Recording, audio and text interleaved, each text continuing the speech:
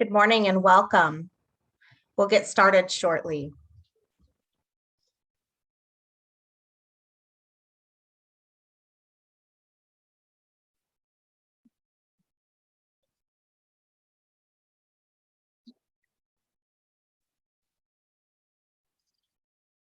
All right. Well, just a few logistics reminders before we dive in.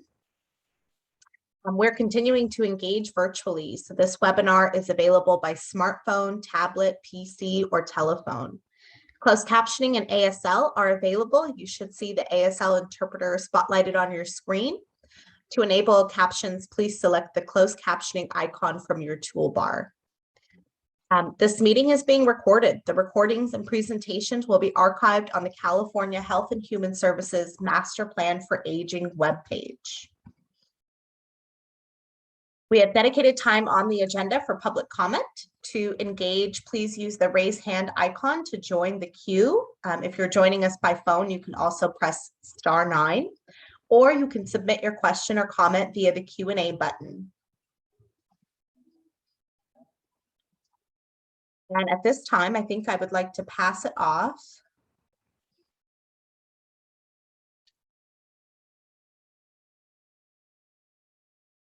Secretary Galley, are you with us today?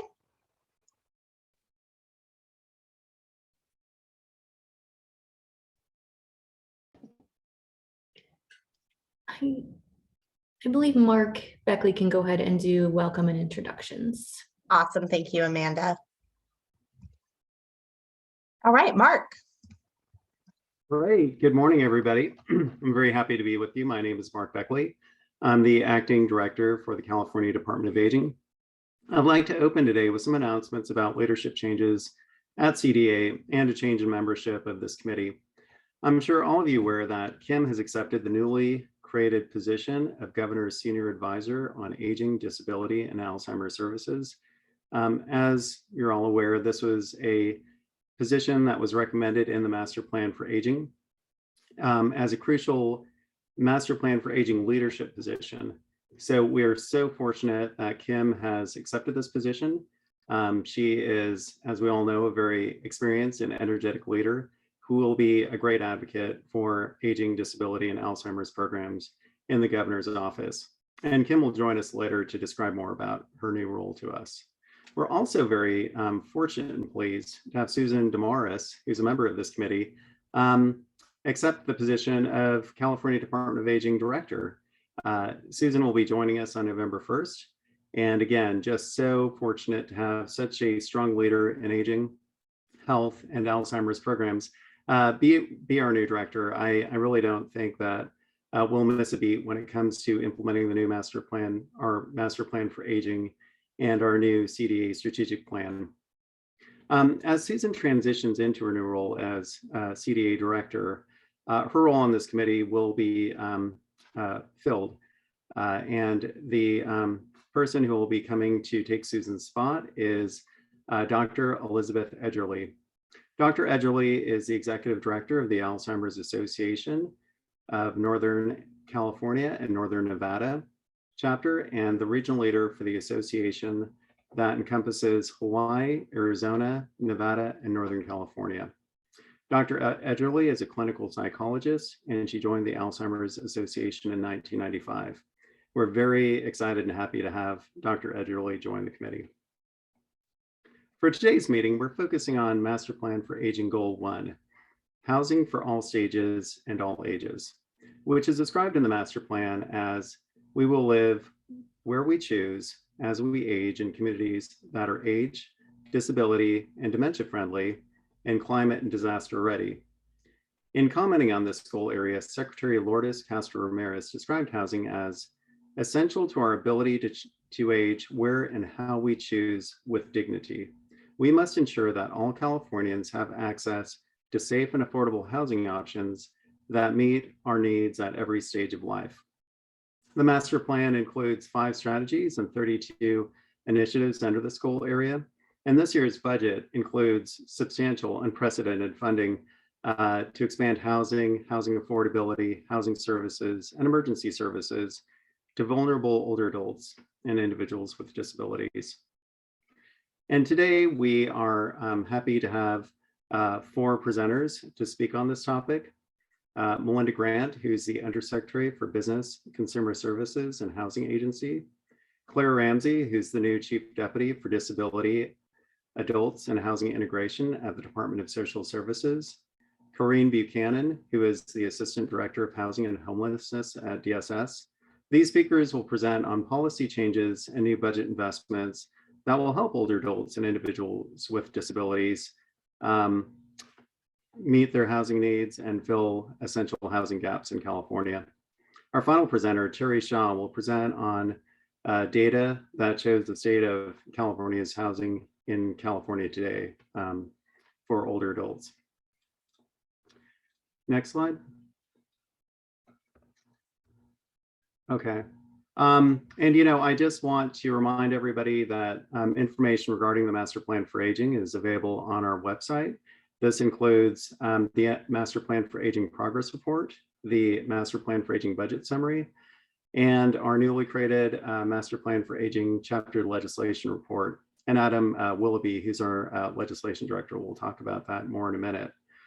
I'd like to now hand it over to Amanda Lawrence, who's our Master Plan for Aging Project Director, Terry Shaw and Adam Willoughby, who's our Ledge Director, to provide some brief updates on our MPA outcomes and accountability before we hear from our presenters.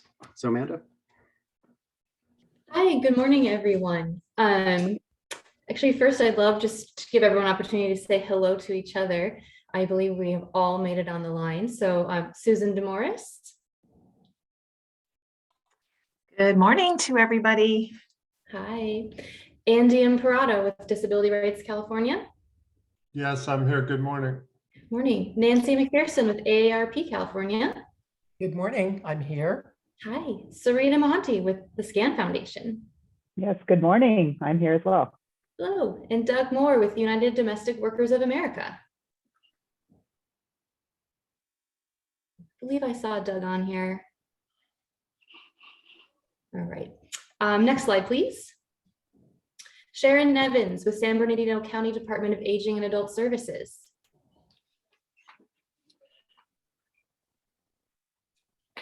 I also believe I saw Sharon on the line, maybe having an audio issue. Yes, sorry about that, Amanda. Good morning, everyone. I'm really glad to be here. Thank you. We're happy to have you.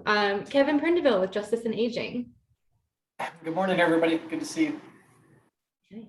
And Karen Savage Sanguin from California Pan Health Network, CPEN. Good morning, everyone. And Fernando Torres Gil with UCLA Center for Policy Research on Aging. Hello, folks, and go Dodgers.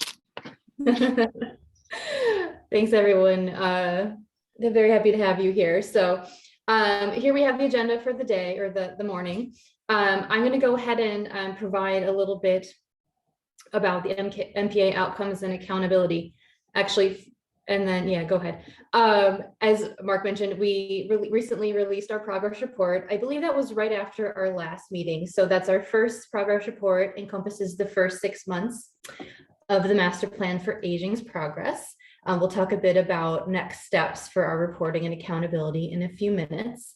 Our budget summary document was released in September. So we have posted that online, which summarizes all of the state budget, including the HCBS spending plan as it relates to the Master Plan for Aging. So that's available online. And then we also have recently released our MPA chaptered legislation report that you can also find on the California Department of Aging's homepage under our highlights section. Next slide. Okay. I just wanted to talk a little bit about outcomes and accountability for the Master Plan for Aging. We'll spend a few minutes discussing how we're tracking our initiatives. Terry Shaw is here, our consultant to the MPA, who has been working on our data dashboard for aging. So she'll talk a bit about how we are improving and enhancing the data dashboard for aging, which tracks those state and local sort of population level long-term indicators for the Master Plan for Aging's progress. Adam is going to speak a bit about our legislation that is related to the master plan for aging and his upcoming report to the legislature. And I can go ahead and talk a bit about how we are actually tracking and monitoring those 132 initiatives in the master plan. Nancy, if you want to go ahead and share that spreadsheet, that would be great. So Nancy is going to share with you our existing tracking mechanism. It's just an Excel spreadsheet. And here you will see that we have every initiative listed. We have our progress report updates.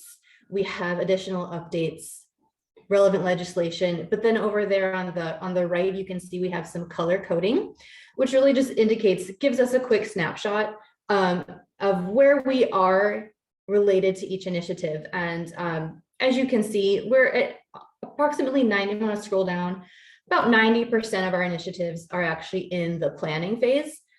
This makes sense. We just released the budget. We're working through those investments that we're really happy to have, sort of operationalizing what these sorts of initiatives mean and what those budgets investments are going to create. You can see several are ongoing, a couple are completed, but most initiatives will actually be an ongoing initiative. Of course, the master plan is bigger than just those 132 initiatives.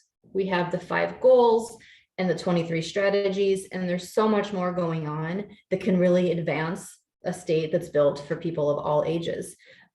So we are also, of course, tracking budgeted investments that continue to move and push forward. That's those strategies in the master plan.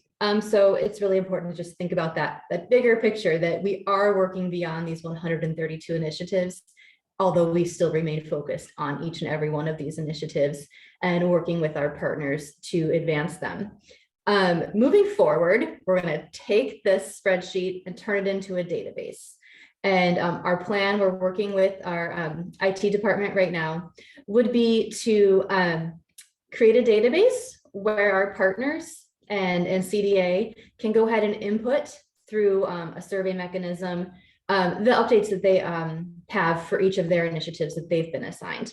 And the database would also hold the relevant legislation, the budget investments, any other sort of related investment or policy just that advances the master plan for aging. We'll have contact information in there.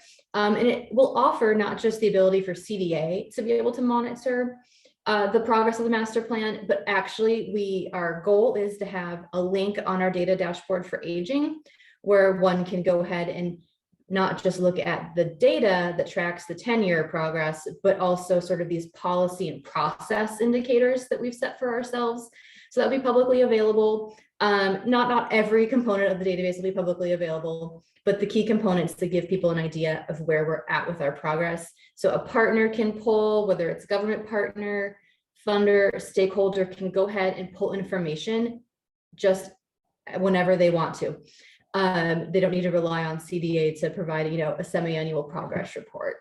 So that's where we're at with our database and our plans for tracking specific initiatives and related information. But now Terry's going to go ahead and share with you some of the recent enhancements that she has made with our team over at CDPH and West Health on our data dashboard for aging. Absolutely. Thank you, Amanda.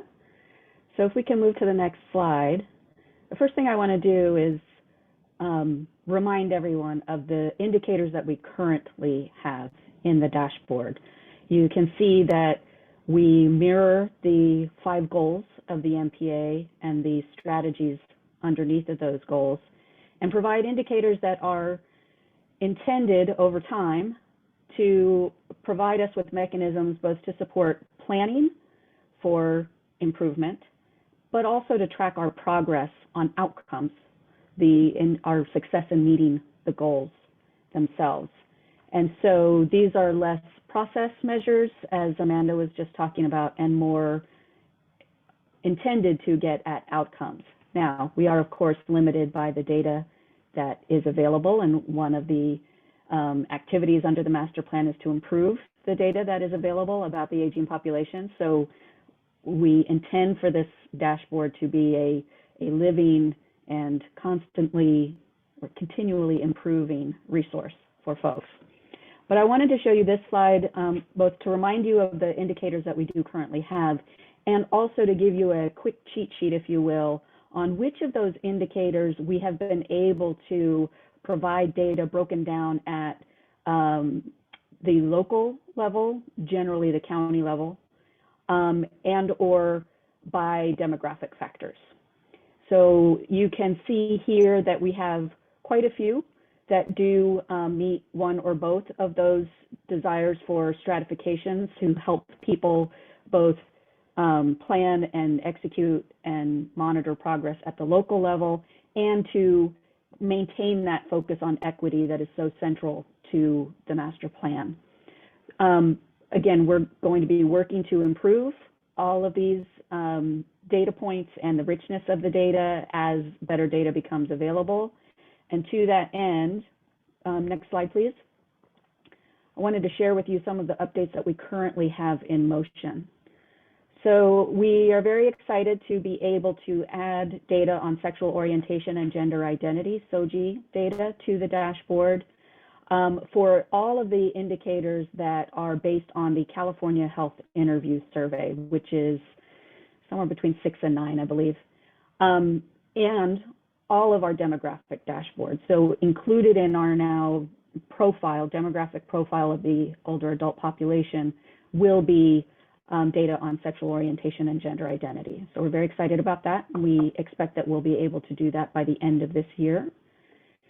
We will also be working to refresh all of the indicators across the board with any updated data that is available for many of the data sources, the underlying data sources. New versions of the data, more recent versions of the data have been made available, so we'll be working to incorporate that into the dashboard. We are also going to be adding indicators on caregiving and long-term services and supports based on newly available data from the California Health Interview Survey. The CHIS included a caregiving module and a long-term services and support supplement, so we are actively working with the team at UCLA to update all of the CHIS measures and add these additional measures. So I'm very pleased to report that we have greatly expanded our capacity to be able to make improvements to the dashboard based on that contract between CDA and UCLA to do that CHIS-based work. In addition, we also, thanks to the generosity of our funder group, have been able to bring on a couple of data scientists who are going to be helping with refreshing those current indicators. And then also the last data point, the last bullet point here, filling in our placeholder indicators. We have a number of spots in the dashboard, some of which we'll talk about today, where we have indicated that we know we need data here, but we don't yet have it or aren't yet ready to share it. And so we're going to be working with these new folks that are coming on to begin to fill in those placeholders where we can.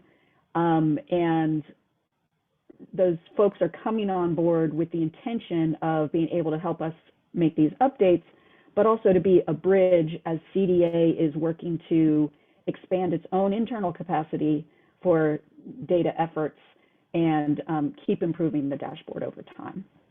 So those are a few highlights of things that we're up to with the data dashboard. And I think now we'll turn it over to Adam. Yes, thanks, Terry. And good morning, everyone. I'm Adam Willoughby. I serve as the Assistant Director for Legislation here at the Department of Aging. And I'm going to talk a little bit about chaptered legislation that advances one or more of the Master Plan for Aging's 5 goals.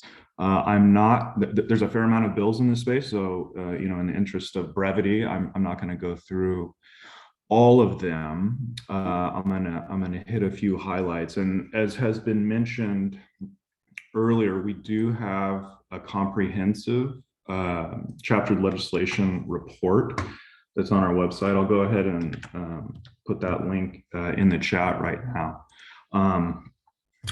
So let's see, without further ado, as we all know, the 2021 legislative year has concluded. The Assembly introduced just over 1,800 measures. The Senate introduced almost 1,000 measures.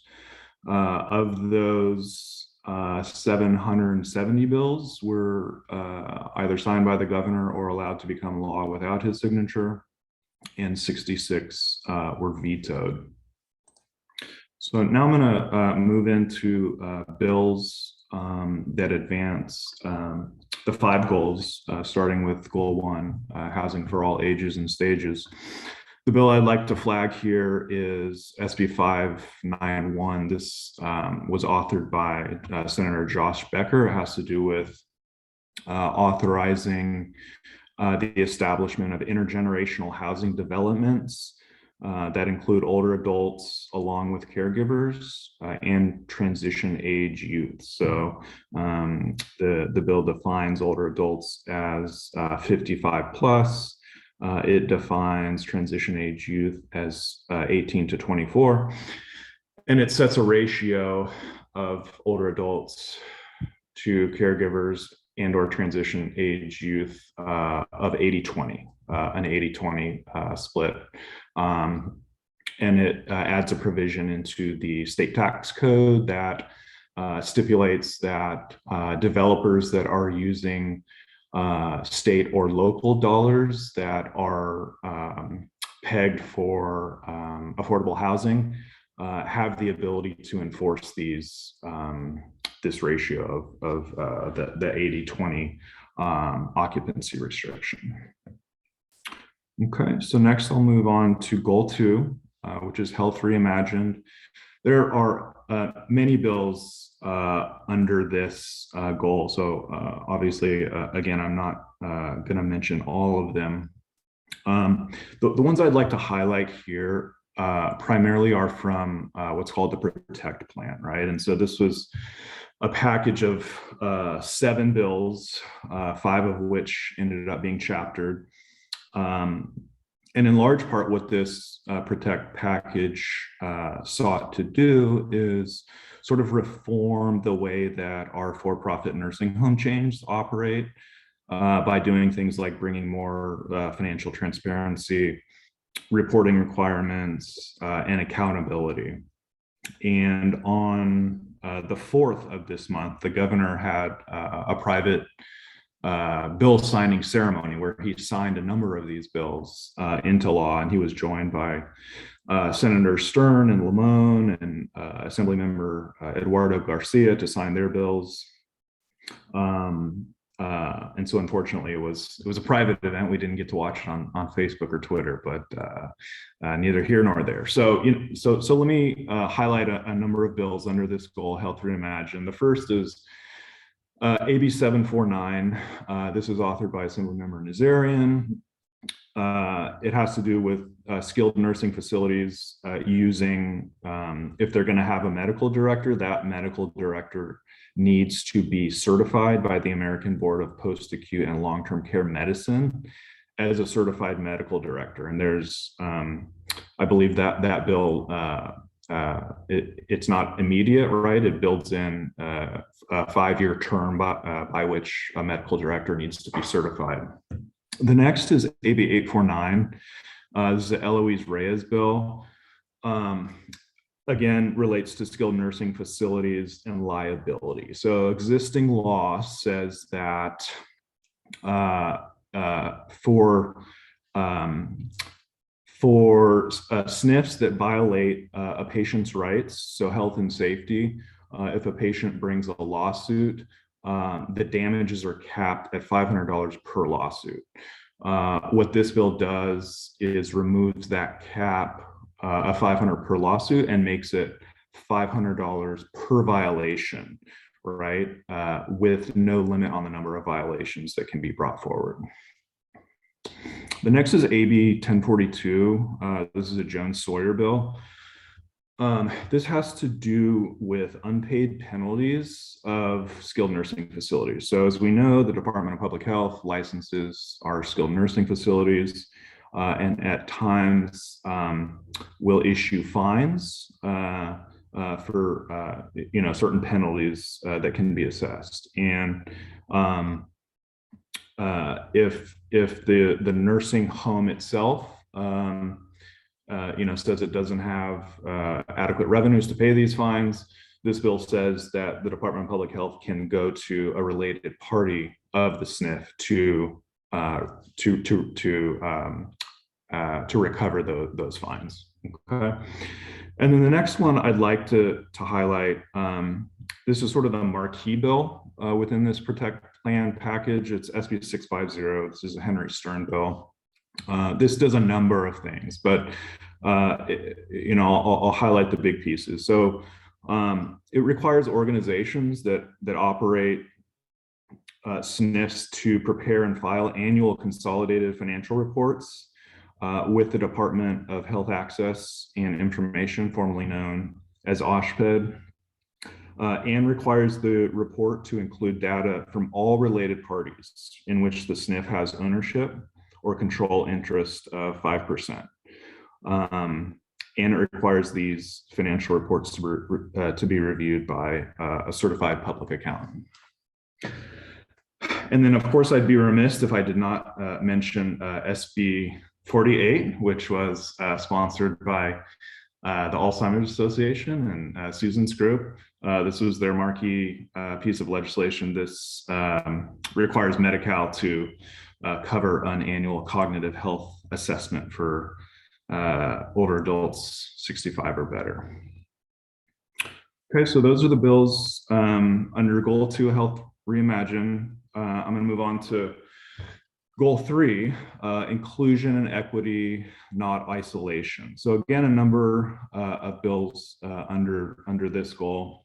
The first I'd like to highlight is AB 133. This was an Assembly Health Committee omnibus bill, but among other things, what it does is it directs the California Department of Public Health to work with the Department of Aging to establish up to 5 demonstration projects throughout the state that provide clinical and non-clinical services for older adults living with HIV.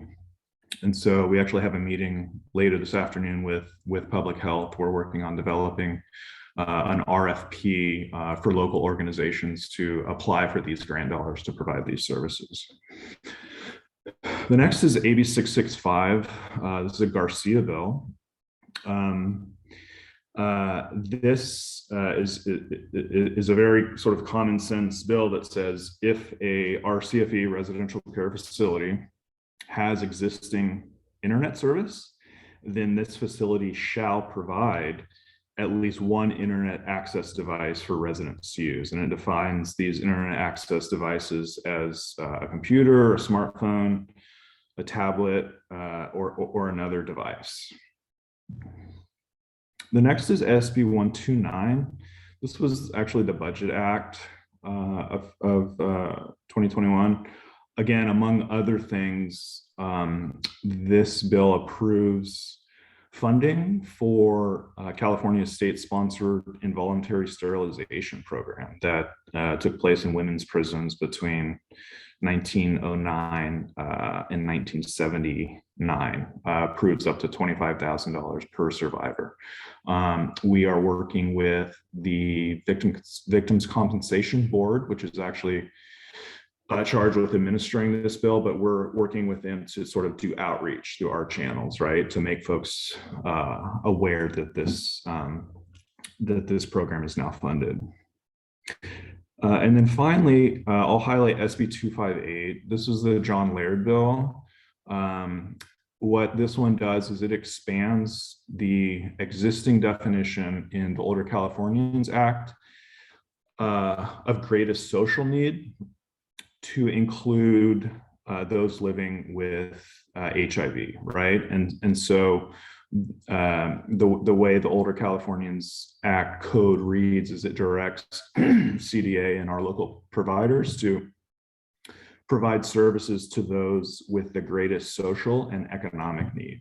And so this just further expands equity towards folks living with HIV to cater and to target services to them. Okay, let's move on to Goal 4. This is caregiving that works. Again, this is SB 170. This is the Budget Act of 2021, but among other things, this bill authorizes CDA to use federal American Rescue Plan dollars to develop what's called the Direct Care Workforce Training and Stipends Program, which would be set up and administered by CDA. And what this program would do is further develop career pathways for non-IHSS care workers to help them do things like increase their skills, their job satisfaction, job retention, as well as opportunities to advance on career and wage ladders. Okay, and then moving on to goal 5, excuse me, affording aging. SB 639 Durazo, this bill has to do with minimum wages. Existing law permits paying workers sub-minimum wage, paying workers with disability a sub-minimum wage, and so this bar prevents employers from doing that going forward. Okay, so those are the bills that I wanted to highlight under the 5 goals. Again, there are many more that I didn't get to, and I'd encourage you to take a look at the link I put in the chat. And then the next piece that I'll speak to briefly is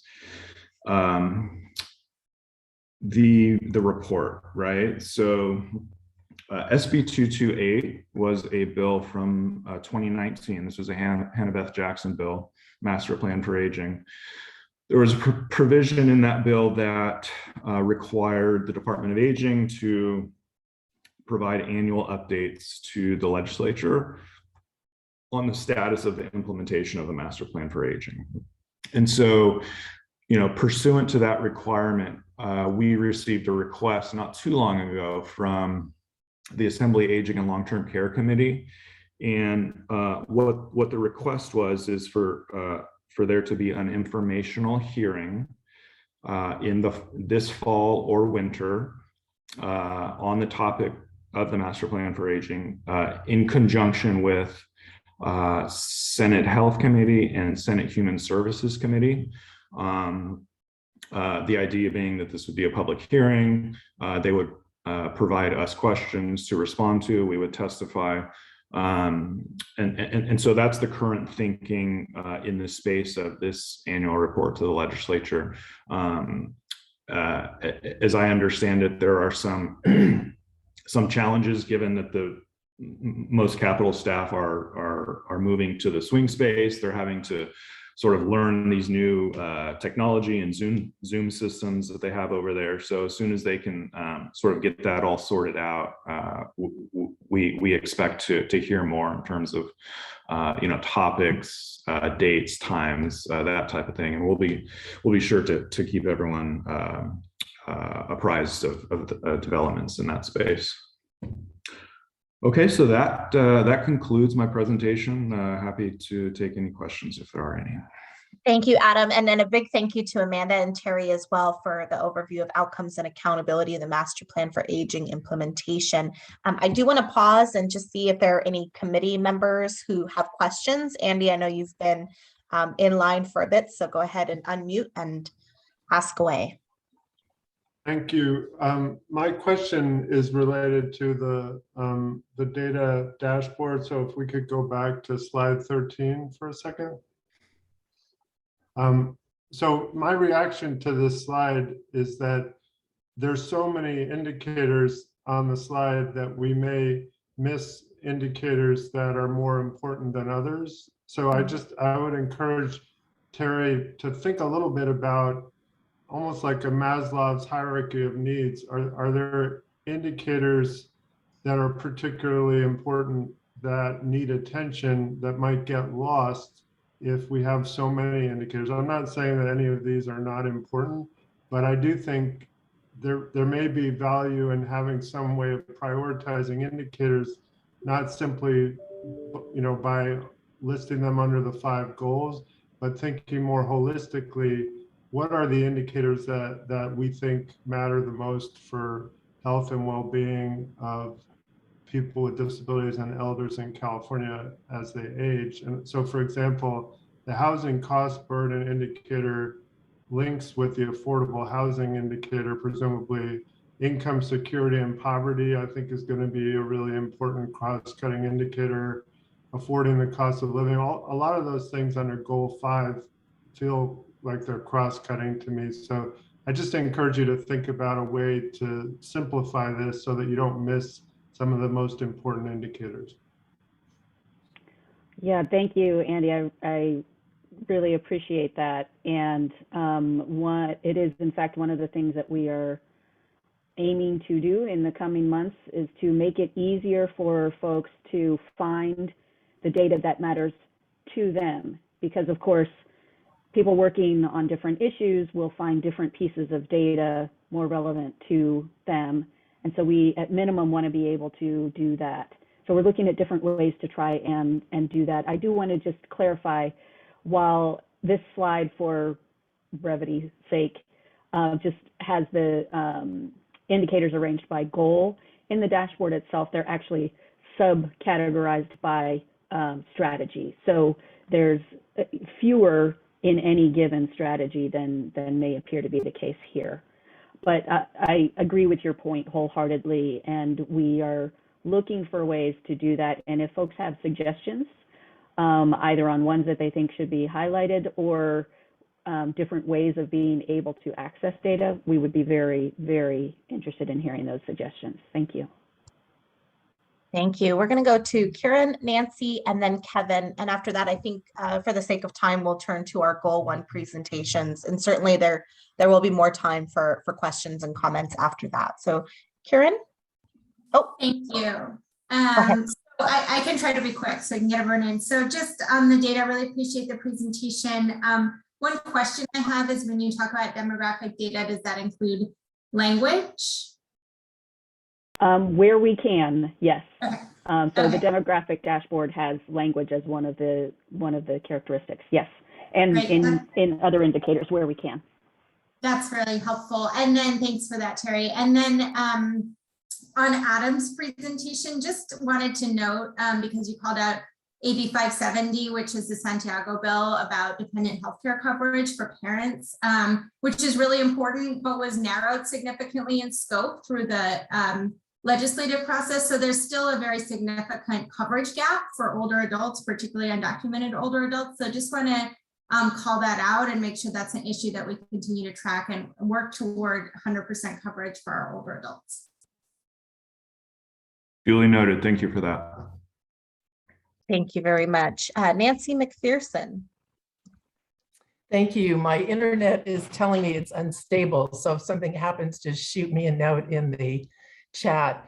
I really appreciate the work that's being done and love seeing the spreadsheet, although I'm going to have to look a little deeper for a larger font to really understand everything that's in there. But I am curious about what your early thinking is about how you're going to track impacts on multicultural audiences. And is that something that you're going to be doing alongside the equity task force? How are these two things going to be related? Terry, I think that would be for you. So I'll also give Amanda a chance to weigh in, but as noted, the dashboard does include, where we can, as rich of information as we can about how the indicators break down demographically, including by race and ethnicity, language, gender. As I mentioned, we'll be adding SOGI. So we're increasingly making an effort to make it possible for people to examine disparities on each of these indicators. And then Terry, just a quick follow-up. So what kind of disaggregate data will be used for API audiences? I know that's something that our organization struggles with too, is really trying to break that down a little bit more.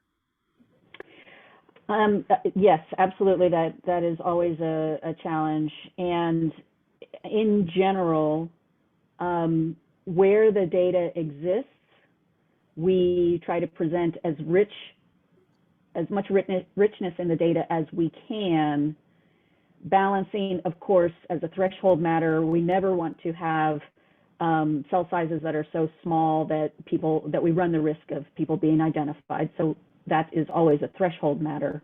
And then we also are looking at ways to be able to both aggregate up to a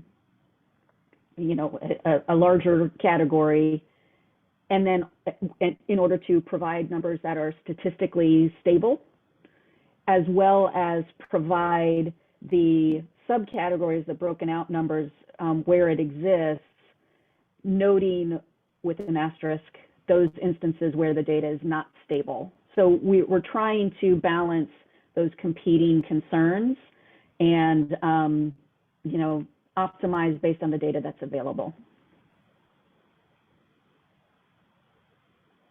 Great. Amanda, is there anything you'd like to add? Just to say that the Equity and Aging Advisory Committee is providing input on the data dashboard. They've been very helpful in working on a number of different issues and indicators, not just how we present it, but how we also collect information. I do believe we should probably move on to the next section. We have our speaker, Melinda Grant, here from Business Consumer Services and Housing Agency. Let's see.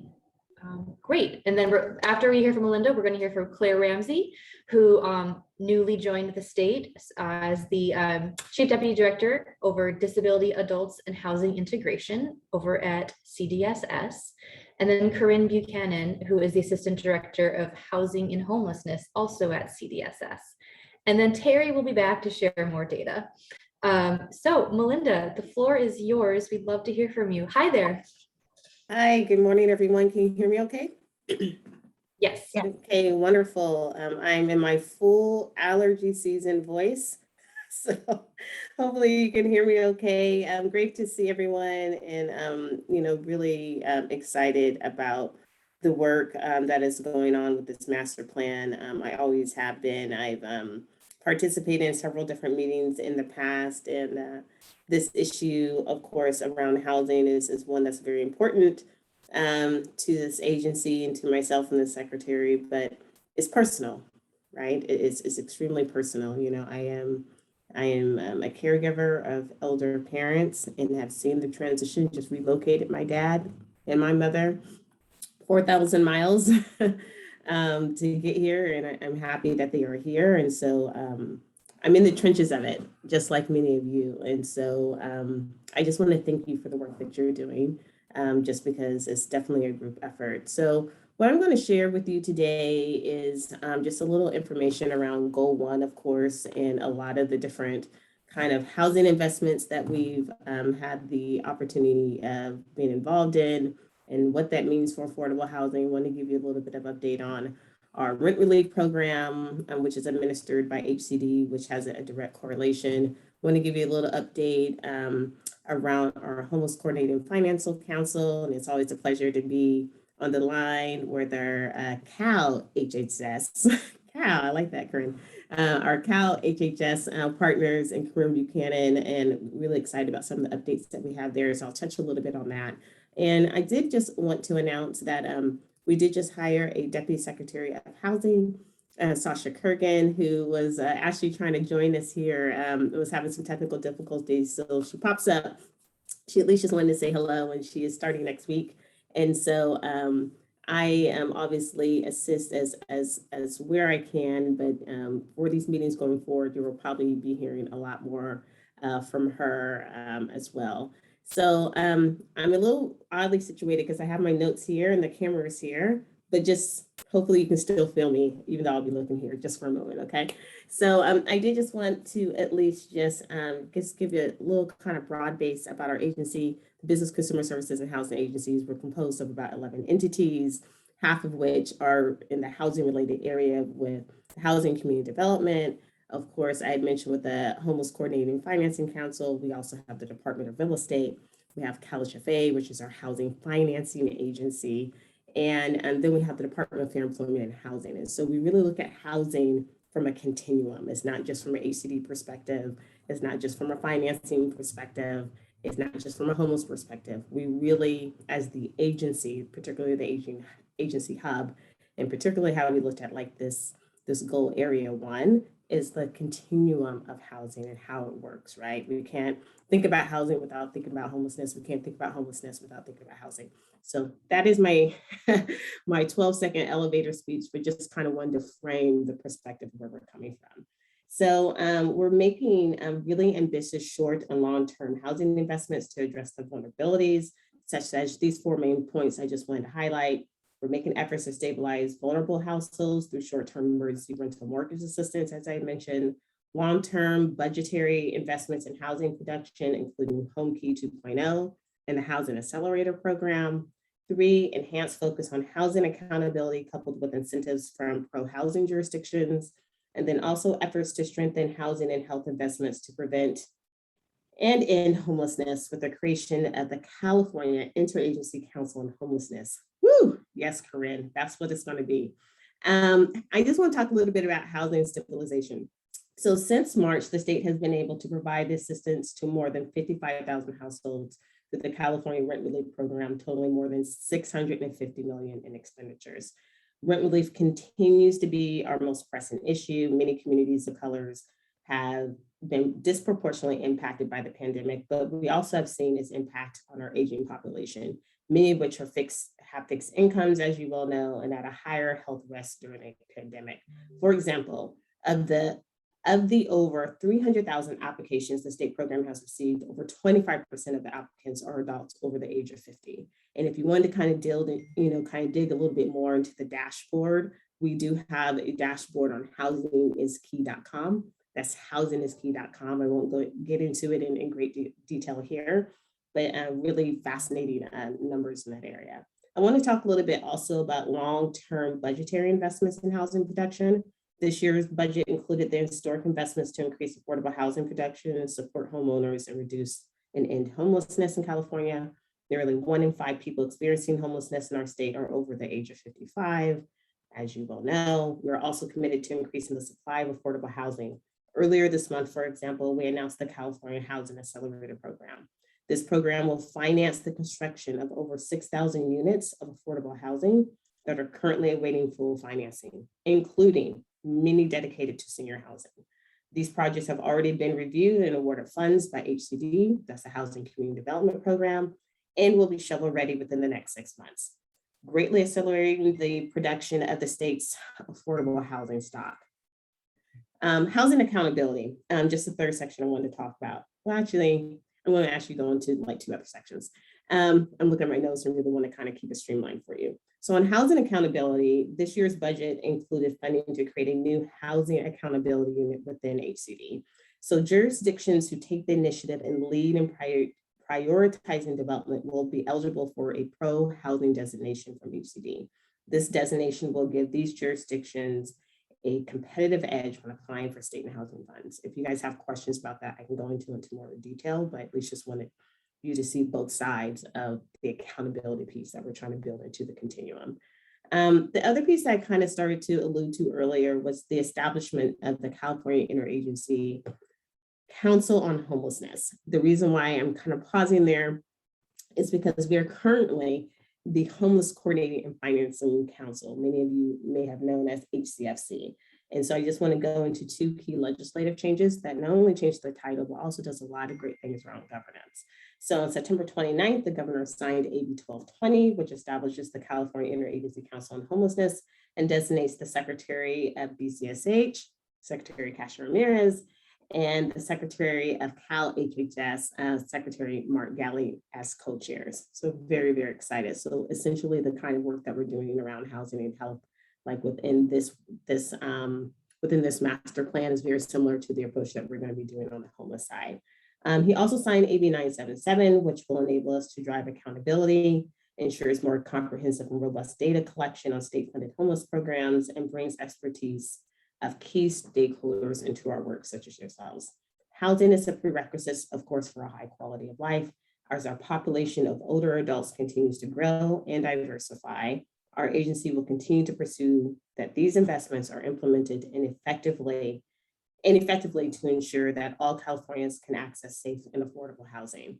Throughout the goal 1, 2, 3, 4, and 5 of this master plan, I know that, it's a really, really great interagency effort, but I will just say that, from our agency's perspective, we're constantly trying to connect the dots, because understanding that, even though we are really nestled within the housing section, we also have a business consumer services side of our agency, which includes, the alcohol beverage control, the Department of Consumer Affairs, which has about 40 different boards and commissions and 250 different license types of about every professional license that you have, which of course is really generated towards jobs.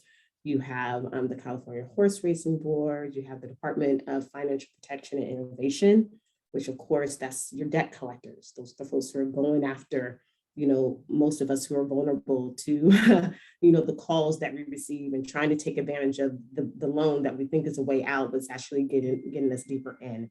And so there's a lot of different areas, even on the business consumer side, that we're watching closely and seeing how we connect the dots to a lot of those other goal areas as well. With that, I will stop because I recognize I'm a panel of 4 and I'm one of those. But again, it is a pleasure to meet some of you and see you all again. And I'm here, of course, if you have questions as we go through the panel. Thank you.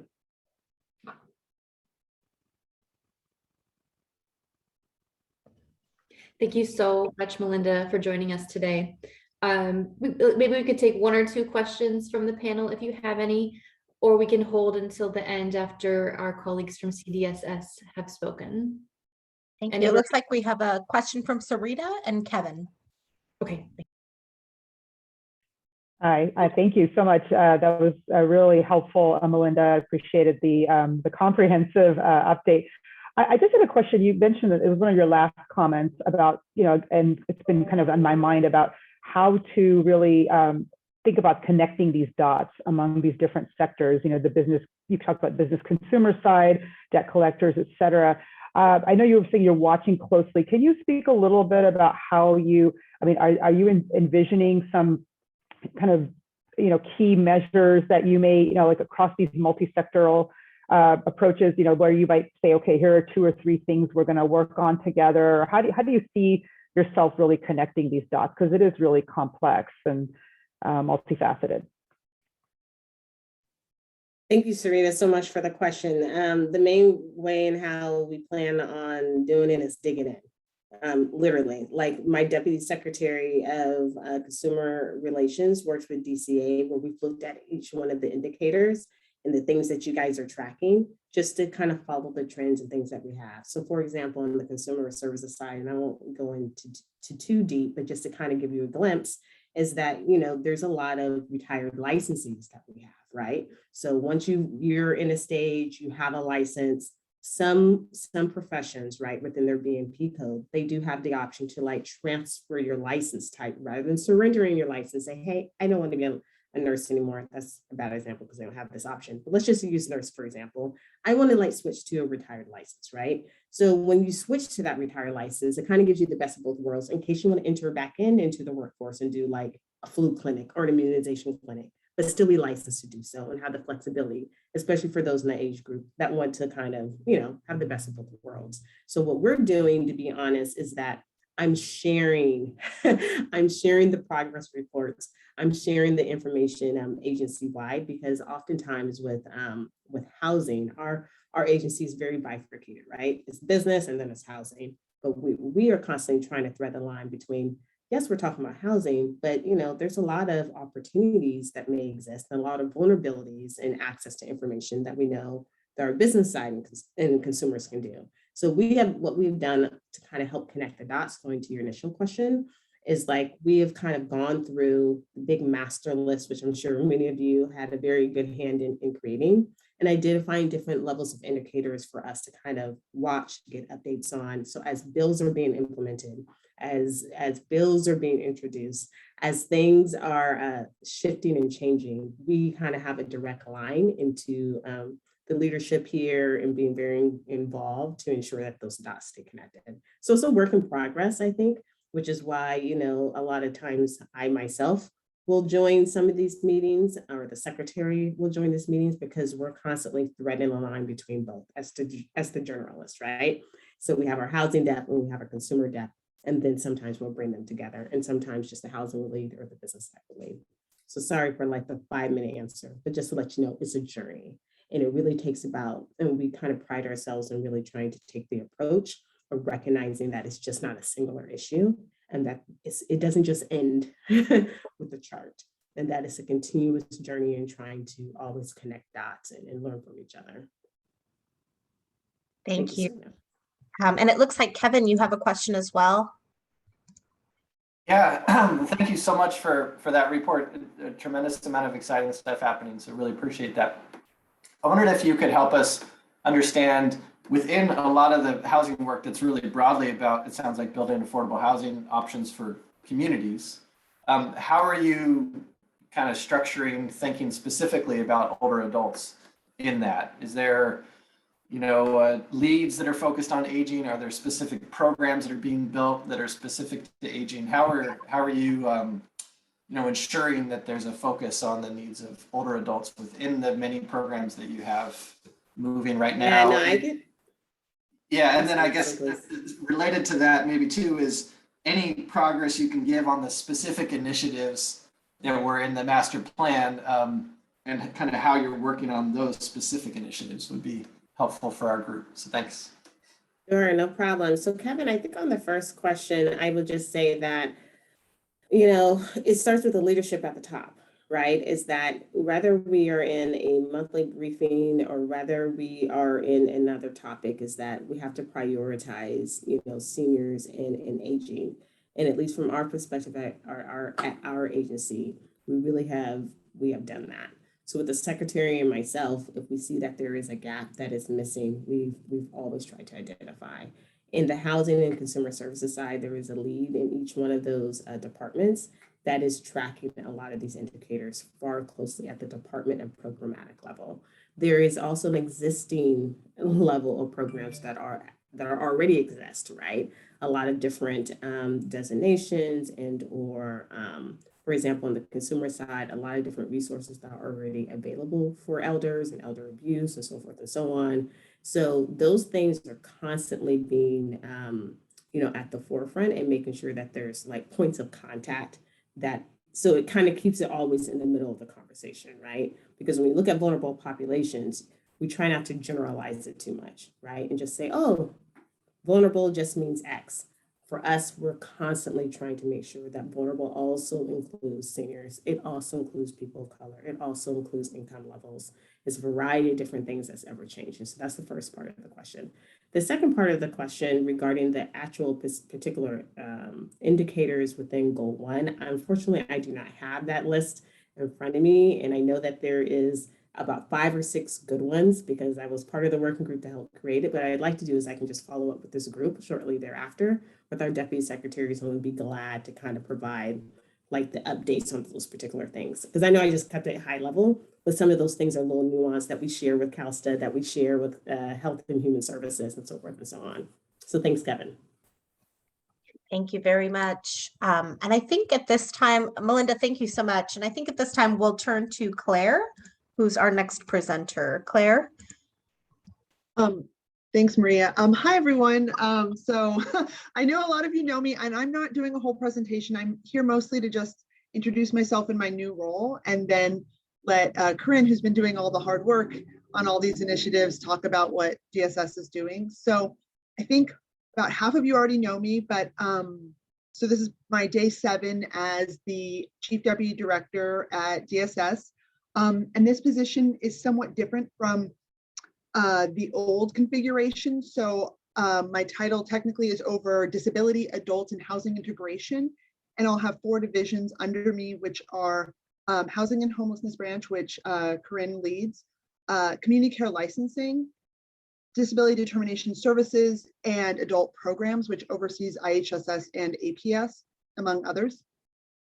And the purpose of pulling all these divisions together under one role was really so we could look at the intersections of how these programs interact with each other, how our populations can be served better with a more coordinated look at across programs. And think really for the department to really think hard and long about all the work it's already doing around disability and aging and housing, but to even bring more to that and to be more thoughtful in our approach. So I'm super excited to be here, and I'm sure I'll be working with all of you a lot going forward. And with that, I will turn it over to Corinne to actually tell you about all the exciting housing initiatives that DSS is really ramping up and got significantly more funding to do over the next few years.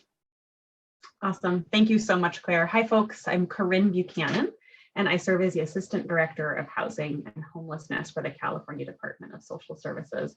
So I'm going to narrow my remarks to focus on homelessness in particular. I'll start with some of the really sobering data on homelessness among seniors and adults with disabilities in California. And then I'll get to the good stuff, which is the really exciting opportunities ahead of us across the state. So first, I wanted to share that for folks who may not be tracking this, in our homelessness work, we have an exciting new data tool. And this is thanks to our partners over at the Business Consumer Services and Housing Agency with the Homeless Coordinating and Financing Council. For the first time ever, as a state, we have a single data repository for local homeless service utilization data. And so we can understand who is touching our homeless system and the outcomes of those touches to the homeless system. And what we learned was that in 2020, over 100,000 individuals who have a disabling condition and over 14,000 individuals over the age of 65 touched our homeless system of care across California. So significantly higher than what we see when we typically look, what we call the point in time count, which is when we look at a single night across the state. When we look at this, who touches the system over an entire 12-month calendar year, and we're seeing significantly higher numbers of people who are becoming homeless. So also, we learned through some research by Dennis Culhane that the number of older homeless Americans is expected to triple in the next decade. And of course, those are individuals who are going to have really complex care needs and really unique housing needs that need to be accounted for now as we plan our housing response efforts.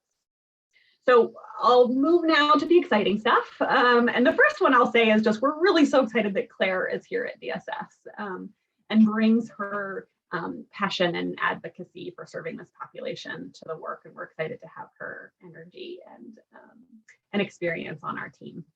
The second is, of course, just the galvanizing efforts around the Master Plan on Aging broadly. And I think your efforts have led in many ways to the really exciting funding expansions that I'm going to actually walk you through today. And then the last is the administration's prioritization of addressing homelessness. You may have seen the big old headlines, but we as an administration are investing $12 billion over the next 2 years in our work to end homelessness.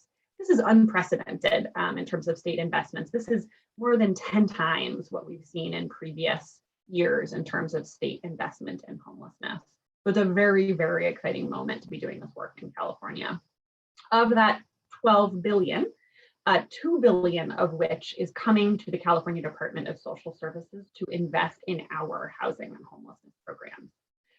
Our programs at DSS are all about embedding homelessness and housing interventions in our existing social safety net programs, really to be able to expand our person-centered approaches.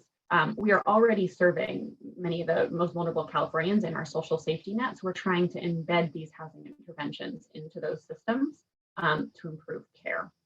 So we administer 7 programs in the housing and homelessness space at CDSS. 3 of those programs focus on serving families, and the remaining 4 focus on serving seniors and adults with disabilities. And I'm going to focus on those 4. The investments that I'm going to describe today are, 4- and 5-fold increases in programming, which is really going to help us get to the closer to the true unmet need in these programs across California. Our programs are primarily implemented by county departments of social services. And those departments at the county level often sometimes partner with other county entities on the government side, and then they often partner with community-based organizations who actually deliver the services to clients on the ground. I also just wanted to highlight that we, in 2020, did a learning forum specifically on serving the needs of older adults experiencing homelessness, and we had a fantastic turnout and many wonderful presentations on innovative approaches to serving seniors experiencing homelessness, including how to advance equity in this space, looking at models like the PACE model, and a variety of other innovations in how we serve older adults experiencing homelessness from a trauma-informed approach. All right, so now's the fun part where we get into the 4 program expansions. So the first is an expansion of our housing and disability advocacy program. And this program provides outreach, case management, disability benefits advocacy, primarily focused on SSI advocacy, as well as housing interventions for people experiencing homelessness. We're really focused on prioritizing serving those individuals with the most complex care needs and who have the longest histories of homelessness. I'm happy to share that to date in the program, we've enjoyed a 78% SSI disability benefit application approval, which is significantly higher than the national average. So lots of good work and investments that continue in supporting those SSI applications so that folks who we're serving have income that will ultimately support their long-term housing stability. So over the next 2 years, we are investing $300 million in this program, in addition to the annual ongoing appropriation of $25 million. The notice of funding for this program was released. We are like trying to fast track getting these funds out. So we released the notice of funding availability in September of this year, and counties are in the process of filling out, doing all of the funding application processes and submitting their requests for funds to DSS, and those funds will be hitting the streets very, very soon as the applications come in. The second program is our Home Safe program, which supports the safety and housing stability of individuals who are involved in adult protective services. And we provide housing-related assistance using evidence-based practices in both serving people who are experiencing homelessness, as well as preventing individuals who are a part of APS from becoming homeless. So this was a pilot program, and these new investments bring $185 million in new funding over the next 2 years.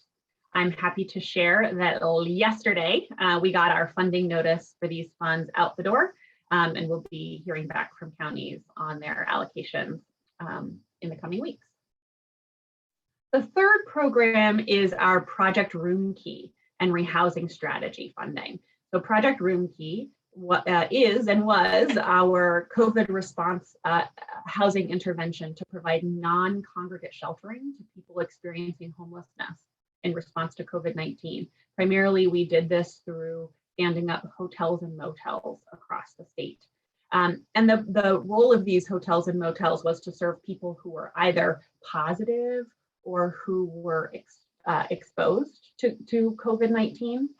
But the other really important thing that this effort did, and in fact was a larger part of the effort, was to serve people who are at particularly elevated risk for serious medical complications were they to become infected. And so we primarily were serving seniors and adults with disabilities through that project. And it continues today. In a matter of months, we were able to stand up 15,000 hotel and motel units across the state. And as of right now, as I mentioned, the program continues. As of this week, we have just under 7,000 rooms that are occupied. And that represents about 8,800 individuals who will have a safe and secure place to sleep tonight because of the program. The funding expansion is $150 million in funding this year, and the funding can be used both to continue to provide non-congregate sheltering, as we call it, in hotels and motels, because we know that the need is still there, but also to be able to support rehousing out of Project Roomkey, so that we can, as the hotels and motels do ultimately wind down, that we can connect people to permanent housing. Another really cool thing that we did is that we've been working really closely with HCD on the implementation of HomeKey, which is an effort to actually acquire and rehab many of these hotels and other hotels across the state to create long-term permanent supportive housing options for people, including people who are served through Project Roomkey in a temporary fashion. So the way that these programs work is that they are flexible. Funding can be used for rental assistance, so to pay the rent. Funding can be used for security deposits, other moving costs, furniture. Funding can be used to do the landlord recruitment, to find landlords who will participate and provide housing to the people we serve, case management, legal services, credit repair, life skills training. So a variety of resources that can support people in attaining housing and then ultimately retaining that housing over the long term. All right, so now I'm going to move, and that goes for all of the three programs that I just described. So now I'm going to talk about our last program, which is actually a new program, and it is the Community Care Expansion Program. Different than the others in that this program is a capital fund for acquisition and rehab. It's specifically to support residential care settings for seniors and adults with disabilities who are either applicants or recipients of SSI, SSP. And it includes individuals who are either experiencing or at risk of homelessness. The goal here is both to provide funding to existing settings that can and can grow the number of people that they serve who are on SSI, as well as to create new facilities that can serve this population. The funds for this program are $105 million this year in one-time funding. In terms of the timeline, we hope to release a request for application for these funds by January of 2022. And I wanted to let you all know that we have a listening session planned. So on November 2nd, we're going to be holding a listening session with stakeholders up and down the state to ask for your input on some of the really important key policy decisions that will drive the program. So I'm gonna, when I stop talking and I'm gonna put some, or maybe I'll put a link in the chat here for you with a little more information about the listening session that we're gonna hold on November 2nd. And like I said, we welcome you all to join us on that date. Thank you so much for having us and for letting us chat about some of these exciting new expansions. Thank you so much, Corinne, and thank you, Claire, as well. I just want to pause and see if there are any questions from committee members. Kevin, go ahead. Good to see you, Claire, and thanks, Corinne, for a wonderful report. Very specific, and I can see how a lot of what you're doing really does tie to specific initiatives in the MPA, especially in the ending homelessness section. So congratulations on that. On the continuing care expansion, can you say again how much funding it is this year? And then secondly, how are you thinking about these dollars as an opportunity to address equity and especially racial inequities in older homeless folks? Is there something that you can be doing that targets that specifically when you're looking at these both expansions and creating new facilities, or looking at particular neighborhoods or particular communities where the need might be greatest? Yeah, thanks so much for the question. So the first question was just the total funding amount is $805 million in funding for the program. And then in terms of advancing equity, we are looking at equity from many perspectives. One, a very basic perspective is geographic equity. So in the statute that created the program, there is an 8% set aside for rural communities, and we'll be working really closely and with a lot of gusto with our partners in rural parts of the state where there are fewer adult and senior care settings at all, and then even fewer that can serve, that are willing to accept SSI recipients. So that's a big part of the work.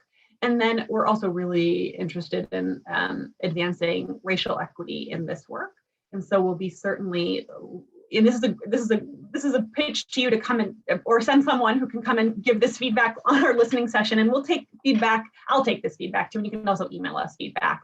But we'd love to hear suggestions on how we should make the funds available through the RFA in a way that advances racial equity. Certainly in terms of what we require from our applicants in demonstration and in demonstrating how their facility will advance racial equity. And then also in terms of how we track the program and its outcomes.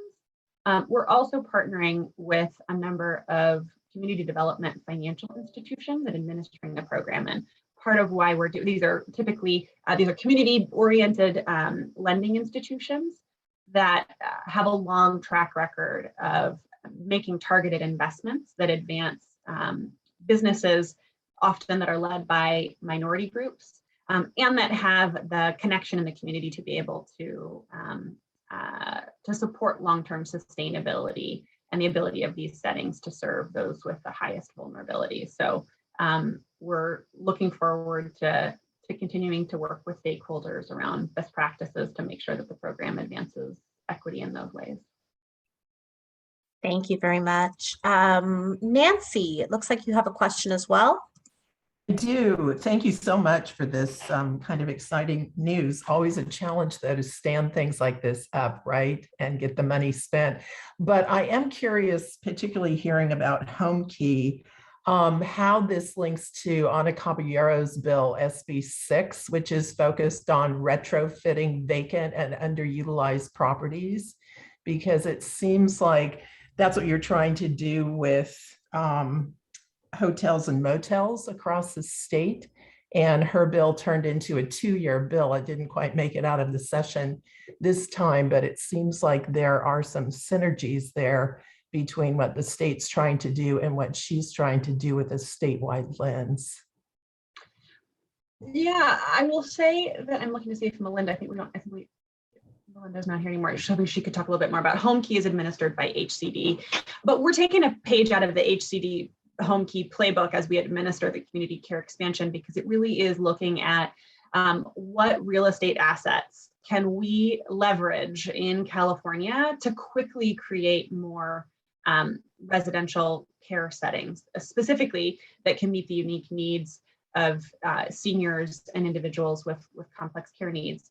So what we did in HomeKey was a lot of, we did multifamily, we did hotel motel conversions. One of the important pieces of the statute is that it does have land use exemptions, which allows us to get over some of the what we call our not in my backyard efforts that have historically hindered our ability to site facilities that can serve this population. So we're excited about. You're right, Nancy, that these are big efforts, and it's going to take a lot of support to get them off the ground, but have so much potential. And this is really sort of a leave no stone unturned kind of approach in terms of being creative about how we can more quickly bring housing and residential settings online across the state. Thank you. Thank you very much. And Susan, we are hoping to turn to Terry very soon, so I'm hoping we can keep this one a little bit shorter. Go ahead. Okay, unlikely with the question I have, but putting a pin in it. Thank you. This is a great presentation, and to have 4 initiatives to look at. I'm wondering about some of the upstream factors. Working on the MPA and the LTS subcommittee, we looked at care transitions, and I'm wondering if there's any analysis of hospital discharge planning or transfers and evictions in skilled nursing, residential care settings where we have a moment in time where we could prevent homelessness. Can you talk, I know that's not going to be a quick answer and may need follow-up, but how that comes together? Yeah, I think that the 2 big opportunities that I see here are through our CalAIM efforts. And in particular, some of the what we had been referring to as our in lieu of services, we're now renamed community benefits, a much better name, around nursing transition. So there's resources that will be administered through managed care plans. And we're working very closely with the Department of Healthcare Services, in particular, to align the community care expansion funds with those Medicaid reforms to be able to work with managed care plans to connect people to community-based residential settings to avoid institutionalization. And there's a community benefit that's specifically around skilled nursing transitions. And then the other piece that I'll share, the second piece that I'll share, is an opportunity under the Home and Community-Based Spending Plan to expand the assisted living waiver program by 7,000 slots. And I think that is also going to be a real game changer in the work in this space, because we know we've had a really long wait list in California historically, and the goal here is to be able to support people effectively support people with the medical and personal care services that they need to be successful in community settings. So those, I think, are the two opportunities on the horizon to do that work more effectively. Thank you. Thank you, Susan. Okay, I think we will transition to Terry. And Terry, I know you have a set of slides, so we'll pull those up. Thank you. Thanks, Maria. So this has been a fantastic opportunity for me to hear about some more data opportunities that are out there, which is very exciting, and look forward to continuing to partner with others on bringing data easily together for people who are working on housing solutions for older adults. So love that there's so much activity in that area. I do want to share with you all some of the data, the housing related data that's in the data dashboard for aging already. This is an area where we will definitely be looking to improve our data capabilities, but we do have some data already. So our first piece of data is we have some data available around subsidized housing units in the state. You'll notice that this is data that is not limited to older adults. This is subsidized housing units writ large, and thanks to our friends at AARP, we actually got the data from them, and we'll be looking to update it soon. But you can see that the dashboard allows you to compare subsidized housing unit availability by region in California, or by county in California. So that's one set of data that's available. Next slide. We also have a lot of data available about the housing cost burden. And I want to note to Andy's earlier question about linkages, and there's been a lot of discussion on this call already about connecting the dots. You'll notice that this data is actually in Goal 5, Strategy A. It is not in Goal 1, but it is very much related to housing, so I wanted to make sure to note it. And this data, as you can see, talks about how much people are spending, how much of their income they are spending on rent, or we also have data available for homeowners with mortgages and homeowners without mortgages. So all of that data is available in the dashboard, and we do have the data broken down by race and ethnicity. As you can see, there is also geographic data that's available. So that's another rich resource there. Next slide. Again, this is in Goal 5, but directly related to housing, of course, are data around income security and poverty in the state. We're very fortunate in California that we have the California Elder Index, which really drills down to the local level on the costs of living at those local levels, including costs for housing, also healthcare, transportation, and food. And so traditionally we look at poverty on the federal poverty level measure.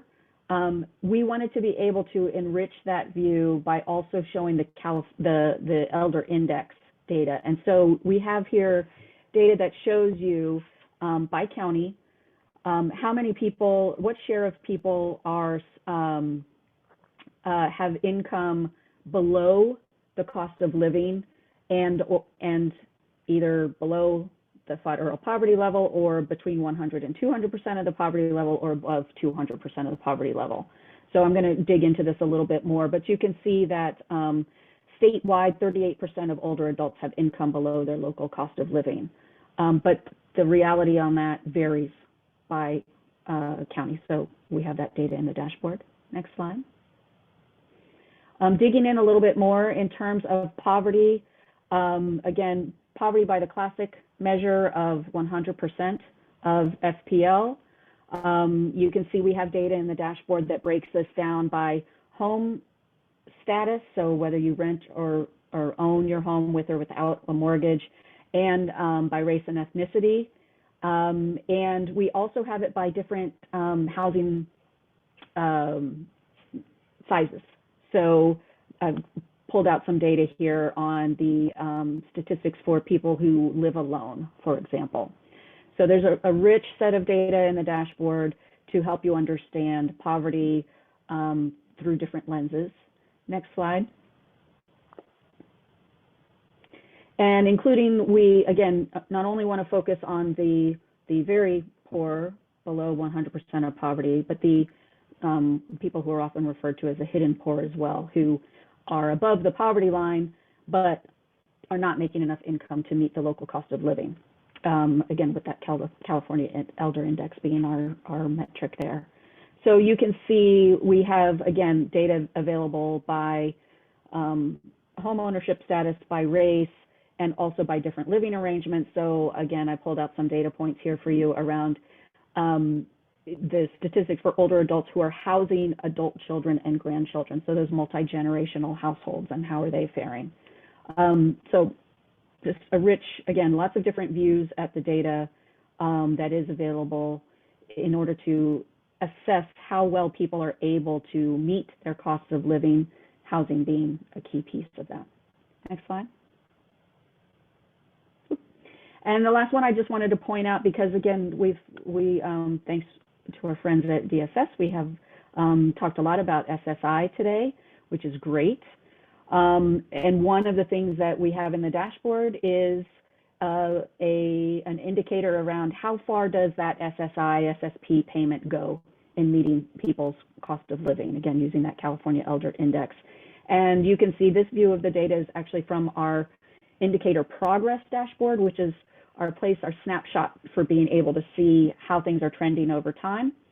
And you can see that actually it's going down. We have lost some of the buying power, if you will, of SSI, SSP over time.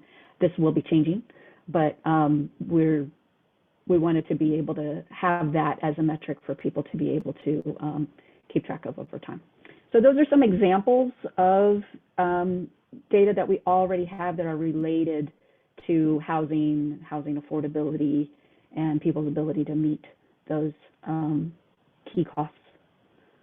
So happy to take questions, but yeah, thank you all. Thank you, Terry. Committee members, if there are any questions, this is a great time. And seeing none, maybe we can go to the next slide, Nancy. Oh, Andy, I see your hand up. Yeah, sorry, I didn't raise my hand quickly enough. Terry, you know, one of the hats that I've been wearing since February is on this health equity task force for the Biden-Harris administration, and we're trying to improve data that can support equity. And one thing that jumps out at me in a lot of your disaggregated data is you don't identify people with disabilities as a demographic group.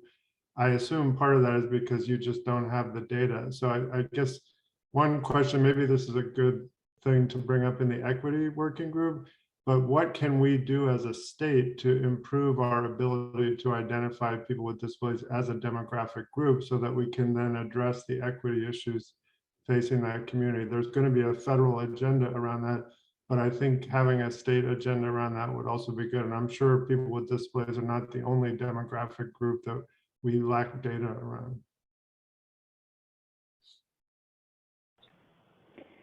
Yes, I agree. We do have some data in the dashboard around activities of daily living, and we are looking to improve, as I mentioned earlier, information about long-term services and supports specifically for people with those care needs.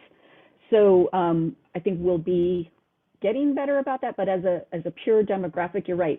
That is not something that is easily available today in most of the data sets that we're looking at. And it would be great to be able to encourage more of that. And we will also be looking to add it where it is available as much as we can. So, but I completely agree with your comments. Appreciate that. Thank you, Terry. And Kevin, I see your hand up, so maybe we'll go to Kevin and then after that, take a short break. Kevin, go ahead. Yeah, thanks, Terry, for the great presentation of the data. And again, nice to see so many data measures that are linked specifically to the data indicators in the master plan. As I look at these data measures, the thing that occurs to me is that they're measures that will generally tell us if we're headed in the right direction or wrong direction, like the slide that's up.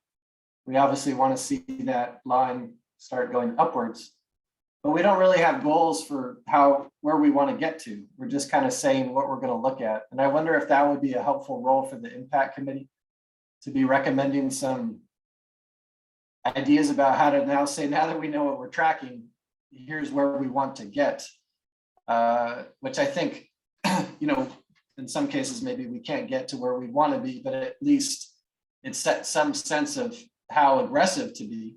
Any investment could change this line a little bit, but a bigger investment would change the line more. And I think without a goal of where we want to be, small investments can always be touted as progress, but not necessarily what the community needs. So I don't know, maybe that's something for our impact committee members to be thinking about together. But for you and Amanda, Terry and Amanda, would it be helpful to have us pushing for more explicit, not just the tracker, but the goal for where we want to see the indicator end up in 5 years, 10 years, et cetera? Yeah, I think that is a great idea for exploration, and also relates back to Andy's earlier point about prioritizing among the measures. Prioritizing, in Kevin's view, you're talking about prioritizing for action. Andy was speaking more towards prioritizing for visibility, if you will. They're obviously very related. So I do think that you all are circling in on a common set of goals there. This type of tracking that I'm showing you in this particular slide is available for all of the indicators on the dashboard. So we do have this sense of progress, that view of progress for all of the indicators, but we do not have, as you were pointing out, Kevin, we do not have targets, so or benchmarks even in most cases. So yeah, I think that's well worth exploring, and something that also we have an ongoing interest in building out a research partnership, building on the great work that the research subcommittee has done during the MPA process. And so I think this is an area where probably, again, connecting the dots between the different committees, including the equity committee as well, would be really helpful. Thank you, Terry, and thank you, Kevin. I think at this time we will take a short break.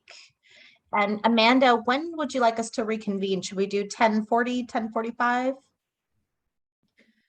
10:40 if it works for folks. 6 minutes. Kim will be logging in soon, so 10:40. Great. Sounds great. Thank you.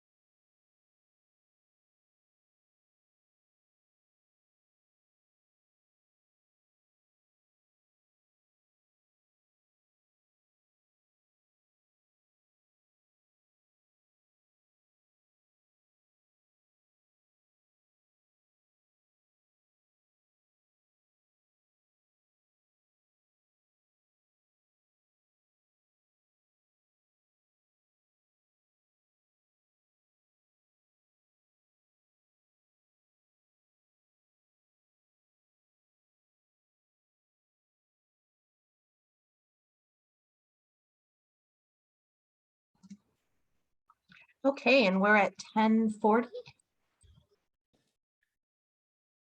Fantastic.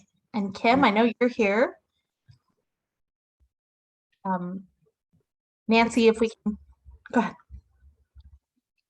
Let's give everyone a chance to log back in. If you're here, either turn on your camera or you can just pop into the chat. I'm back.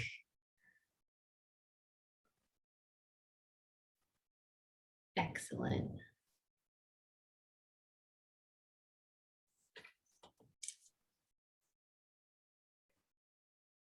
Okay. Let's go ahead and turn it over to Kim McCoy-Wade. Welcome, Kim. Happy to see you here joining us in your new role. I'm excited to hear about what your priorities are and share some of, have our impact members share some ideas with you. Good morning. Good morning. It's great to be with you all, literally from the Horseshoe, and be able to share a few minutes about what is happening from this position, but really to open it up to the impact stakeholders who work so hard to think and design and recommend this type of leadership role. Maybe we could take the slide down so we could have a conversation. Great to see you all. Hope maybe next time we'll be actually in person. So yes, week 2 or day 7, so early days, but it's terrific that Impact is meeting when it is so that we can have this conversation. I'd like to just share a few thoughts about the office and then really open it up. So most of all, nothing has changed in terms of the master plan is still there with our bold goals and our initiatives and the data dashboard. And so that is really where I'm beginning my focus, is how we can take that aging approach of both layering aging into everyone's priorities, and of course by aging and disability and Alzheimer's, into the major priorities of the administration, like housing and homelessness, which you just heard about, but also climate and affordability and other major Newsom priorities. But then also the second half of that approach we've taken in the master plan is those targeted initiatives that specifically address issues and opportunities around aging, around disability, around Alzheimer's, and the nexus between the three. So I've got my master plan right here and looking at it and looking at the status that Amanda Lawrence has been documenting so excellently to see where we have gaps. We have heard in some forums, like at the Disability and Aging Community Living Advisory Committee, desire for more around transportation, for example. We were able to present, 2 weeks ago at the Health and Human Services Agency Behavioral Health Task Force about opportunities for behavioral health as another area that maybe could use some more oomph, if you will. So looking a little bit at places where either progress hasn't been as started or as visible, or maybe wasn't even in the master plan strong enough, looking at those gaps. And then also the other half is looking at opportunities. What's happening in the federal level, potential opportunities we're all watching very closely around care. And of course, believe it or not, it's budget season again. So hope everybody is working hard on budget and bill proposals. And as the governor said in the bill signing event, just a few weeks ago on older adult bills, the budget year is looking favorable, not as favorable as this past year, but there will be some opportunities if we are strategic and effective. So that's a lot where I'm focused on, is those policy ideas that we've been hearing from stakeholders on for the entire master plan process. And we have our plan and we have our initiatives, and now we have this moment and sort of where do we go from here? But I would say it's also about more than just policy and budget, although we all know bills and budget and administrative policy are what make this not just a plan on the shelf, that power it. There's 3 other things I'm thinking a lot about. One is engage. This whole process started out with Together We Engage, and how do we continue to keep the public engaged in continuing ways and some new ways. I'm very pleased California Alliance of Retired Americans invited the governor to speak at their conference next week. So he'll be doing a video and I'll be there with Cara. I'm looking forward to meeting this week, my first official meeting with Andy Imparato from DR's Disability Rights California and Christina Mills from California Federation of Independent Living Centers to talk about the disability community, which I think we all acknowledge, you know, the Master Plan for Aging deeply engaged the aging community, and the Alzheimer's Task Force deeply engaged the Alzheimer's. We want to be sure the disability community is fully nothing about us without us, and really elevate and engage that community as well. So engagement is top of mind for me, and I welcome thoughts on that. The other is equity.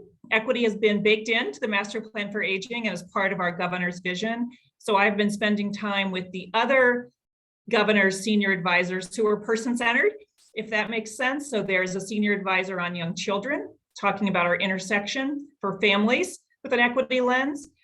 There's a senior advisor for immigration, and talking about the intersection with for immigration, aging, disability, and Alzheimer's.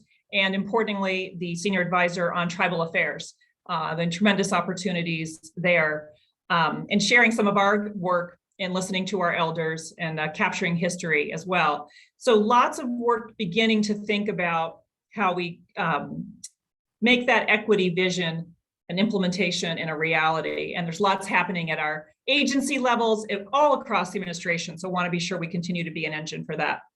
And then thirdly, last thing I'll say, of course, is leadership. I think, you know, I think back, you know, we started with Engage in the summer of 2019. By the turn of 1920, Equity Committee had been formed. And I think by the spring, the Long-Term Services and Support Subcommittee had their report out saying leadership is the key to any of this happening. And I just look back at the past few months, and I just have to take a second. I know the slide said Initiative 99, the governor's office, but let's just take a step back and look at the past 9 months of appointments. I'm thinking about Ellen Schmeeding from St. Paul Senior Services, who is a critical chair of the Commission on Aging, and bringing that into new energy and life and vitality. I'm thinking to the appointment of Anna Acton at Department of Rehabilitation, bringing in her hands-on experience with No Wrong Door and disaster response.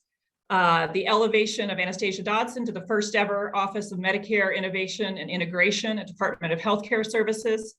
I also want to applaud Monica Morales at CDPH, who is combining the healthy aging and the Alzheimer's work, and to really have that aging-friendly lens at the Department of Public Health.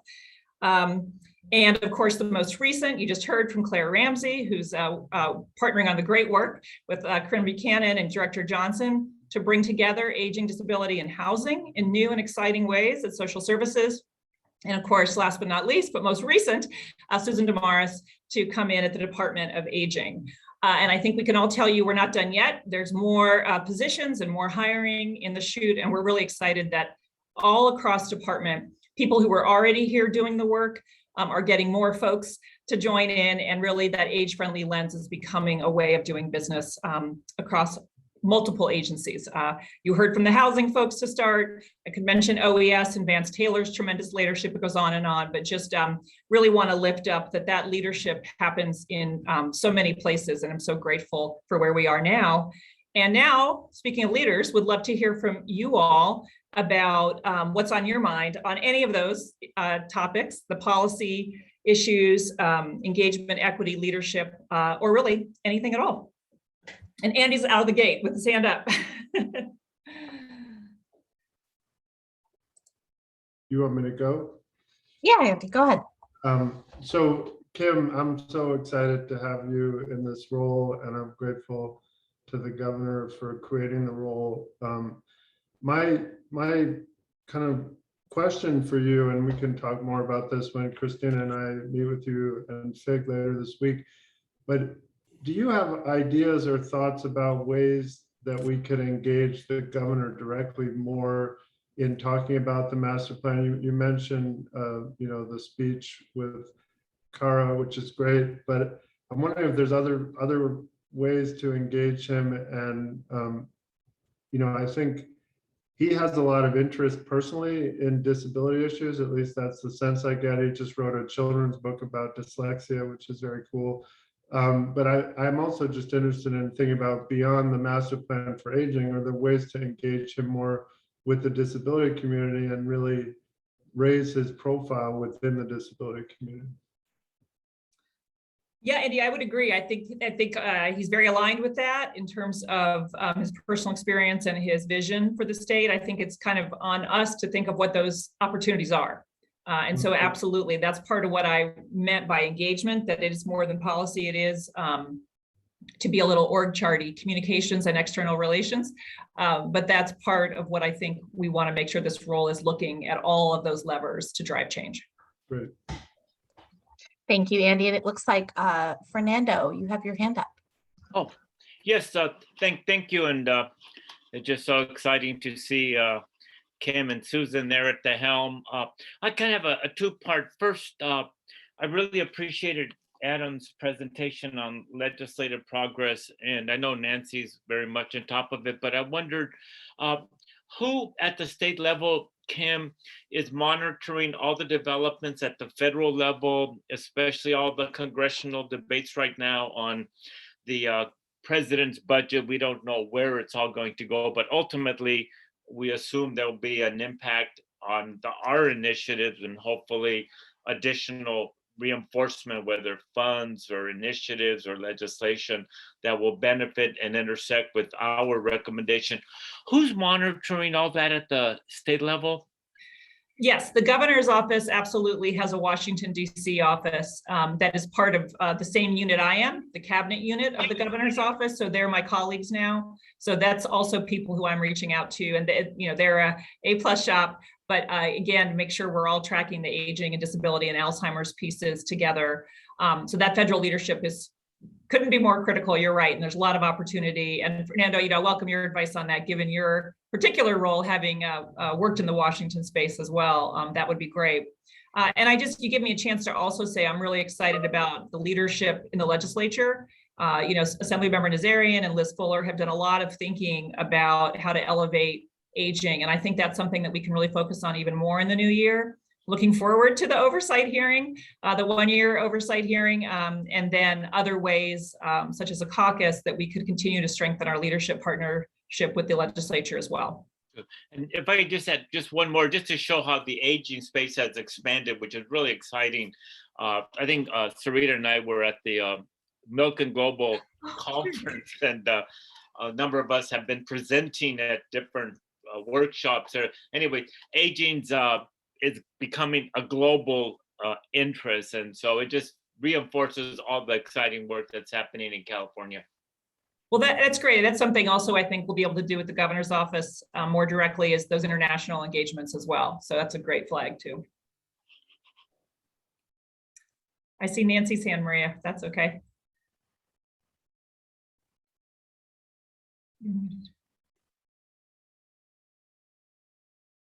Oh, Nancy, you're on mute.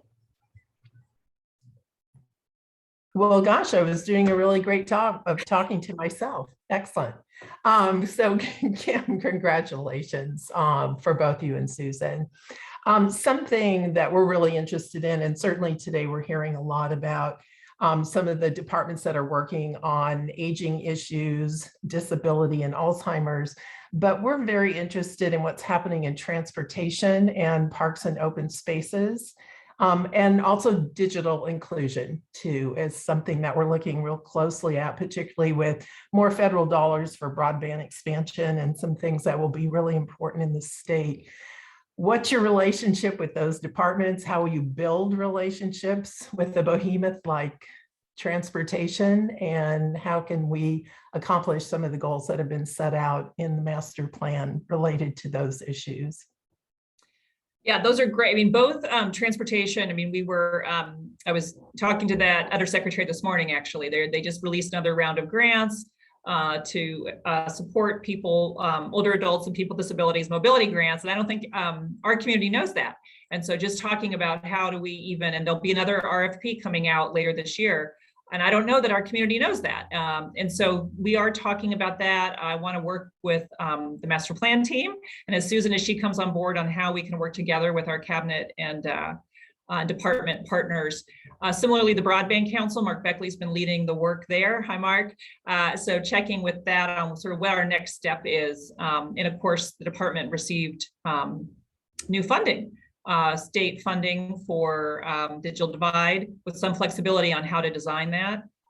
with some with the counties and some with the Aging and Disability Network. So I think there's a lot of opportunities that want to make sure those bridges are built. Parks, you know, I'll be honest, I have to return to that one with fresh eyes and see where that, and Amanda might know, but happy to be helpful. Again, you know, I think the biggest obvious thing, if forgive me for saying the obvious, is people are pushing out more money than ever before as part of recovery. And so the more we can continue that age-friendly lens and proportionality and demographics and equity are baked into all of those grants, the more we'll go towards this building a more age-friendly. So I think it is really important that we know to catch all those trains, because a lot of trains are moving out. And Kim, just a quick follow-up. So all the one-time funding is really great, but the maintenance of effort is something that departments, agencies need to build into their work too. How does that happen with the dollar numbers we were hearing about today coming down quickly, $12 billion in 2 years? How do you maintain effort after an infusion of dollars like that? Well, that is definitely a whole of government question for sure, that will all be both, right? Like not trying to take advantage of this one-time opportunity, but not create cliffs, but actually create capacity and create new like levers, if I can use that metaphor. So I'm hoping that some of these one-time cycles actually become those practice runs where you have baked in aging and race and aging and gender intersections in ways that then become the new normal, right? These one-time chances to do something new, maybe you can be more nimble in or more creative in, but then that becomes the lesson you take forward in the ongoing. So I think it's both the money. I mean, one example of this is the Older Americans Act, federal reauthorization, right? We're going to want to maintain those levels of investment now that all this need has been highlighted, but also some of the learnings about digital divide or about flexibility in funding. So I think it's kind of how do we carry forward both the quantitative and the qualitative learnings. Dr. Mohanty. Hi, Kim. I will repeat what everybody says. Very, very excited to have you in this role, and Susan as well. You know, I think, well, first, I more of a comment. The engaged piece that you commented on it really resonated with me, and I'm sure with everyone, about how do we keep that level of engagement, and also just ensuring that the community, the stakeholders, really understand, you know, the aging continuum and the intersections with, you know, other, you know, I mean, you know, from youth all the way up, all the way through. I think there's just a lot of intersectionality that I think there's a way for us to, you know, continue to help foster that engagement and those communications. And even, you know, Fernando mentioned the Milken, and still a lot of comment about the word aging as a disease. And how do we start to change that conversation, that communication? So I think you're well on your way. I think there's been a lot of great work on this. So that was more of a reflection. I think the other thing, more of a question for you.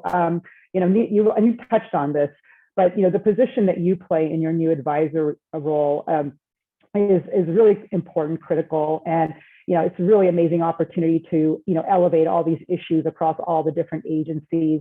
I know that and there are a lot of competing important priorities that the governor and the state need to address. So how do you think you can keep these issues at front and center, especially since your role it's an advisory role? So I was wondering if you could comment on that. Well, I mean, that's a question for all of us. I think, you know, the demographics are compelling, the personal experience is compelling, and the COVID lessons and learning are compelling. A day doesn't go by when there's not an article about families struggling to avoid care, or more news coming out of nursing homes that is not acceptable by anyone, some nursing homes. And so I think it's really on all of us. A thing I would say that I'm always told is bring a solution is really helpful. So this is a conversation we've been having with the behavioral health advocates, the transportation advocates. What is the behavioral health next step? See Sharon Nevins here. What is the transportation next step? What is the digital divide next step? Particularly with these huge huge gaps to fill, right? How do we get them meaningful? So I think the solution piece is very helpful. We got some wonderful housing recommendations from Corporation for Supportive Housing ad hoc group. That was a great template. And then of course, the question will be priorities. I think the number one thing I get is, you have 140 initiatives in 2 years. What are the top priorities? So I think the more you all can be clear at the right times about the priorities, that's helpful too. But I know we all know housing is as important as health, is as important as inclusion and equity, as important as care, as important as affordability. So these are hard things to prioritize. We need all of them, but solutions and when the time gets right, priorities is always helpful. Thank you. Susan. Hi there, Kim. We're so proud you were selected, and this group's been able to see you in action the whole time, working on the master plan concurrent with the COVID response, and how you've been such a bridge builder. And we look for more of that in your new role as the senior advisor. With only 7 days, you probably haven't seen this, but other leadership that I've been impressed by is the governor's appointment of the new deputy director for the Office of Health Equity. And we've also seen Medi-Cal the Medi-Cal programs work on health equity too, that's forthcoming. Do you see a place where this rolls up at the top when you talked about early childhood? Maybe it's not health equity, but is there a place where equity rolls up in your new office, the horseshoe? That is absolutely a very a live conversation here. I haven't had it in my 7 days. I've had equities everywhere. And so I think that's what, as we all come back from COVID and want to really kind of formalize or operationalize that equity, we saw some of that in COVID with like the health equity metric, maybe I'm channeling Nancy here a little bit, operationalizing really is where it rubber hits the road. And so I don't know if Secretary Galley was able to share the new, equity roles across his agency around equity. So we're looking at that model, looking at other agencies' models as ways to how we as a cabinet team and a governor's office team can be supportive and, where appropriate, accelerate. Certainly the governor's vision. So I would say it's a work in progress, and that's not a demurrer. It is actively being worked. Great. All right. Kevin, looks like you have your hand up. Hey, Kim, I'll echo everyone else about how excited we are to have you in this role and what a great fit you are for it. And I guess my question, I'm trying to think about how to best frame my question. How can we best help you as stakeholders that are working on aging? There's many times when we know to, engage with your colleagues that are, when to engage with Secretary Galley, when to engage with directors at DHCS and DSS, and when we'll soon be engaging with Susan at CDA. What are the right times and places to engage with you? And how can we help facilitate that so that you're not hearing from 1,000 voices on issues that should be headed to someone else? What have you learned about that so far? And really with an eye towards how we can give you the information you need at the right time and then the right ways. I really appreciate that. So I would say, first and foremost, I absolutely am here to support the directors and the secretaries in their leadership. So that's absolutely right. So people will probably, on the one hand, I still want to get all the FYIs. I'm still learning. And in fact, I'm hoping to have some more time to learn and think in this job. But I will also probably refer you more, right, to the right director and the right secretary. That's the people who are leading the work, doing the work, and where even though we're all worked together in the trenches for 2 years, I do believe that's the right place. So please keep me updated. I just got Paul Downey's wonderful work on homelessness in San Diego, on older homelessness in San Diego out of serving seniors. Keep it coming. Disability Employment Month is this month. Keep it coming. The Alzheimer's data report out of CDPH. Keep it coming. So I definitely want to hear from you as much as possible with what's happening so that I can keep the governor informed.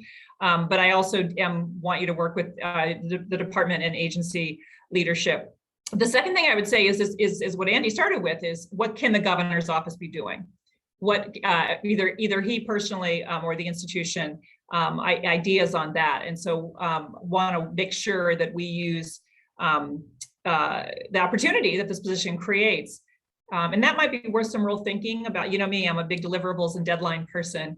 What can we do? Obviously, we have a budget to deliver in January is the first deliverable probably on our desk, but what else would mark a successful first year? I'd be eager to hear. I can jump on that just quickly. I think it would be wonderful if he marked the first year. And I know the timing is tricky because the exact year anniversary is also right around the time that the budget comes out. But we'd love to see some budget investments that he could highlight as a way to celebrate and mark the first year of the MPA. And then I think finding some time in January, to Andy's question earlier about engaging the governor, it'd be wonderful to have him acknowledge the first year and the accomplishments so far and the plan for moving forward.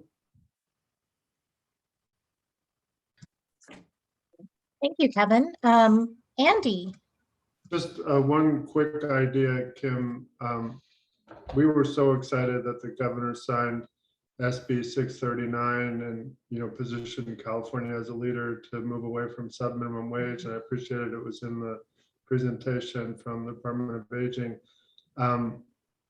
Maybe the governor could tweet about that and link it to Disability Employment Awareness Month. So just an idea, way to raise the visibility of that. It's being noticed all over the country. There's lots of states that are trying to do the same thing. So it's a good thing to lift up this month. Yeah, and as you probably may know, the governor's office has long had an employee with an intellectual developmental disability, John Masterson. And so I think meeting with John too and hearing more from him about his experience working in the governor's office is on my list to do as well. So. Thank you. Any other questions before we let Kim get back to the important work that she's doing in the role? Or ideas, keep them coming.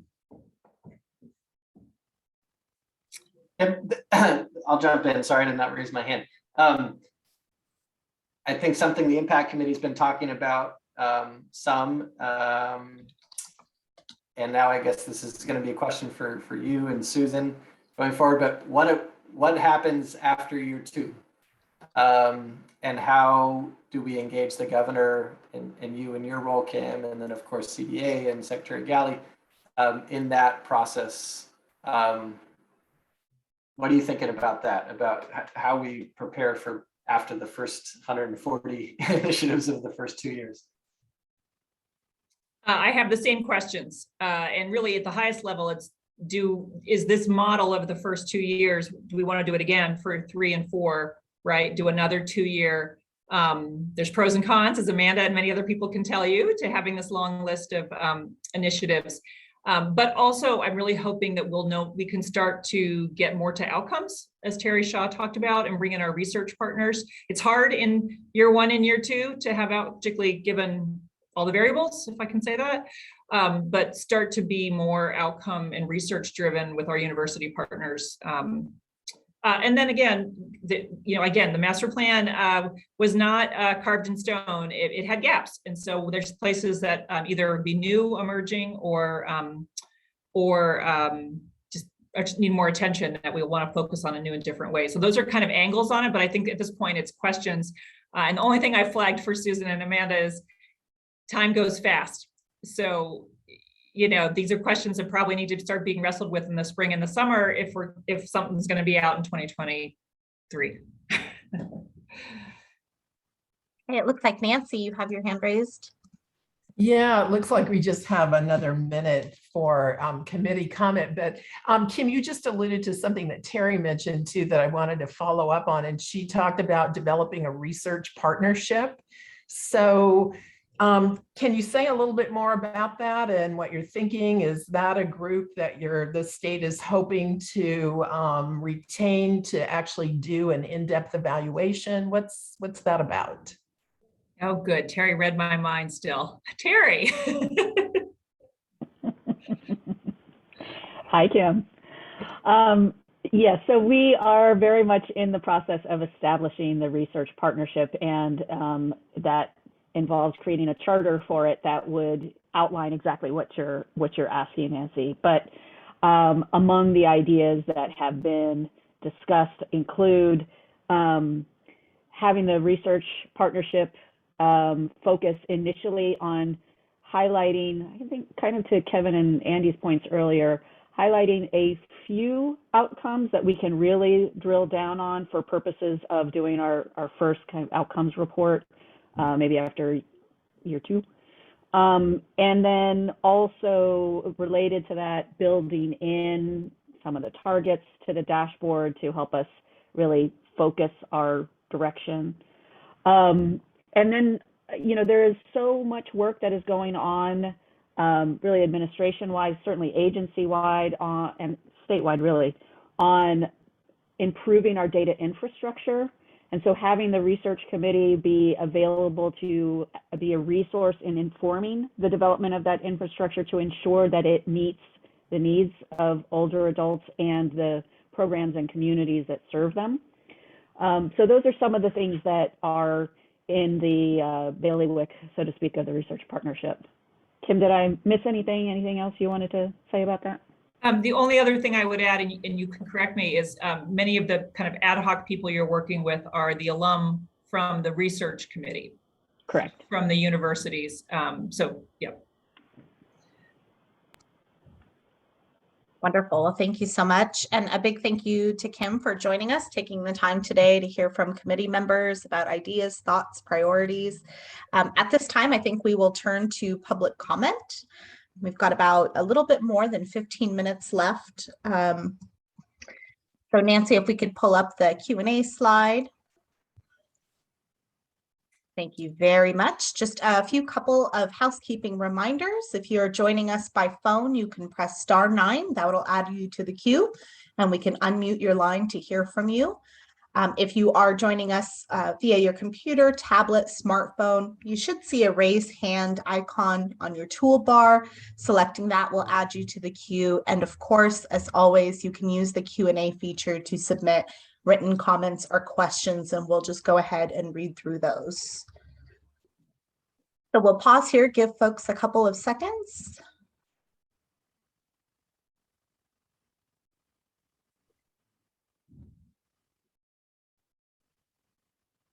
Seeing none, I'm going to pass it back to Amanda. And Amanda, I don't know if we want to maybe give committee members more time, or do we go to closing comments? I'm going to give committee members more time to discuss priority items. If anyone has further discussion items, go ahead, raise your hand. Let's see. Kim is still here. Andy. Yeah, maybe if it's okay, we can go back to the discussion about kind of how to prioritize data.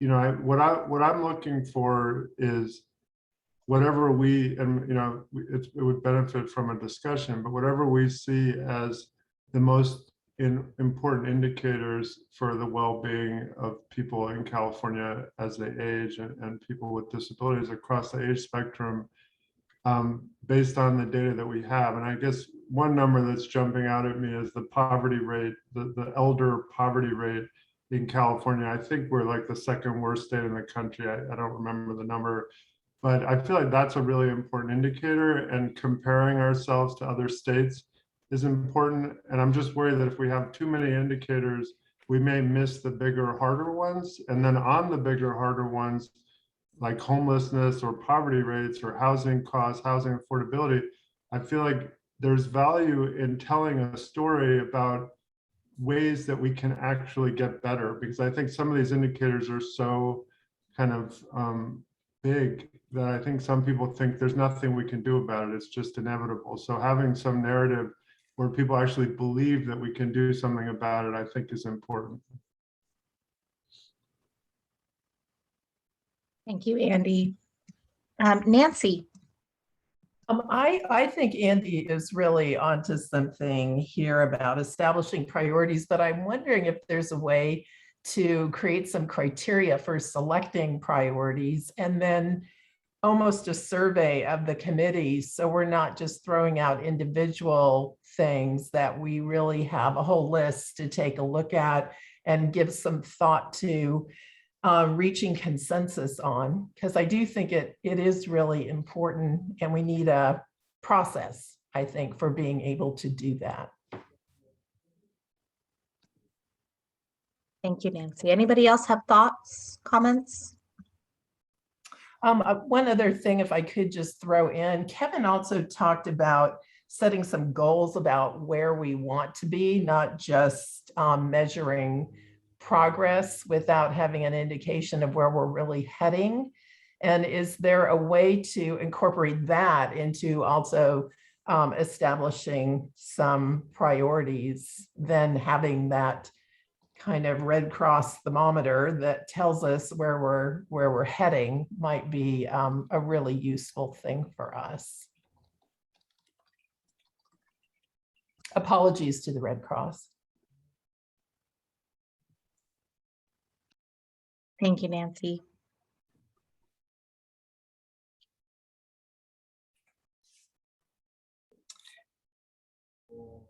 I will just add for what it's worth that the master plan attempted in the 5 goals to create a priority target. So those were kind of this proposed 5 priority targets. They need much more review and reflection and indeed definition to be measurable in the way that I believe impact is looking for. So for example, the first one is millions more housing options to age well. Is that, what would that be measuring actually? If we were talking, is that community living, independent living? Is that not institutionalization? Is that affordability, right? That's kind of where you get into the, but just a reminder, life expectancy was the other, number 2, life satisfaction was number 3, good quality caregiving jobs, again, tough one to, what does that look like? But we certainly know the shortage. And then 5th was the affordability poverty, based on not just poverty, Andy, but using Steve Wallace's work on elder economic sufficiency, but getting at what you're talking about. So that was the cut to try to prioritize. All of them have pros and cons. They may have not been right, but I think that was one cut 18 months ago. Thank you. And Susan, I see you have your hand up.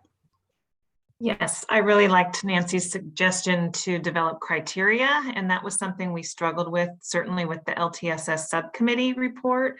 We were asked many times to prioritize and rank the items, and we didn't have the criteria to do that and to be objective and fair. And I want to thank Kevin and the foundations, especially, that we still have a mechanism to interact with the full MPA group, and we might consider bringing everybody back together to assist in that, at some future date to get input, because things have changed and priorities may have shifted. We were in the throes of COVID then, and we might decide we want to spend all the money we have as quickly as we can. That might be a criteria, or we want new money that doesn't exist, and it would be great to have a frame for that. Andy. Yeah, Secretary Galley, I heard him say more than once that California may not get it right the first time when we respond to the pandemic, but that we want to be the state that learns the fastest. And I think with that theme in mind, there could be a lot of value in the agency or the governor's office producing a report on what we learned during this pandemic, and really thinking about equity and the issues for elders and people with disabilities. So that may be something that's in the works. Obviously, the pandemic is not over yet, but I think even having kind of a midstream report on what we've learned and how we've tried to address equity issues in real time could be valuable. Thank you. Anyone else? Okay, great. With that, I think we're going to turn it over to Amanda. Help us close out.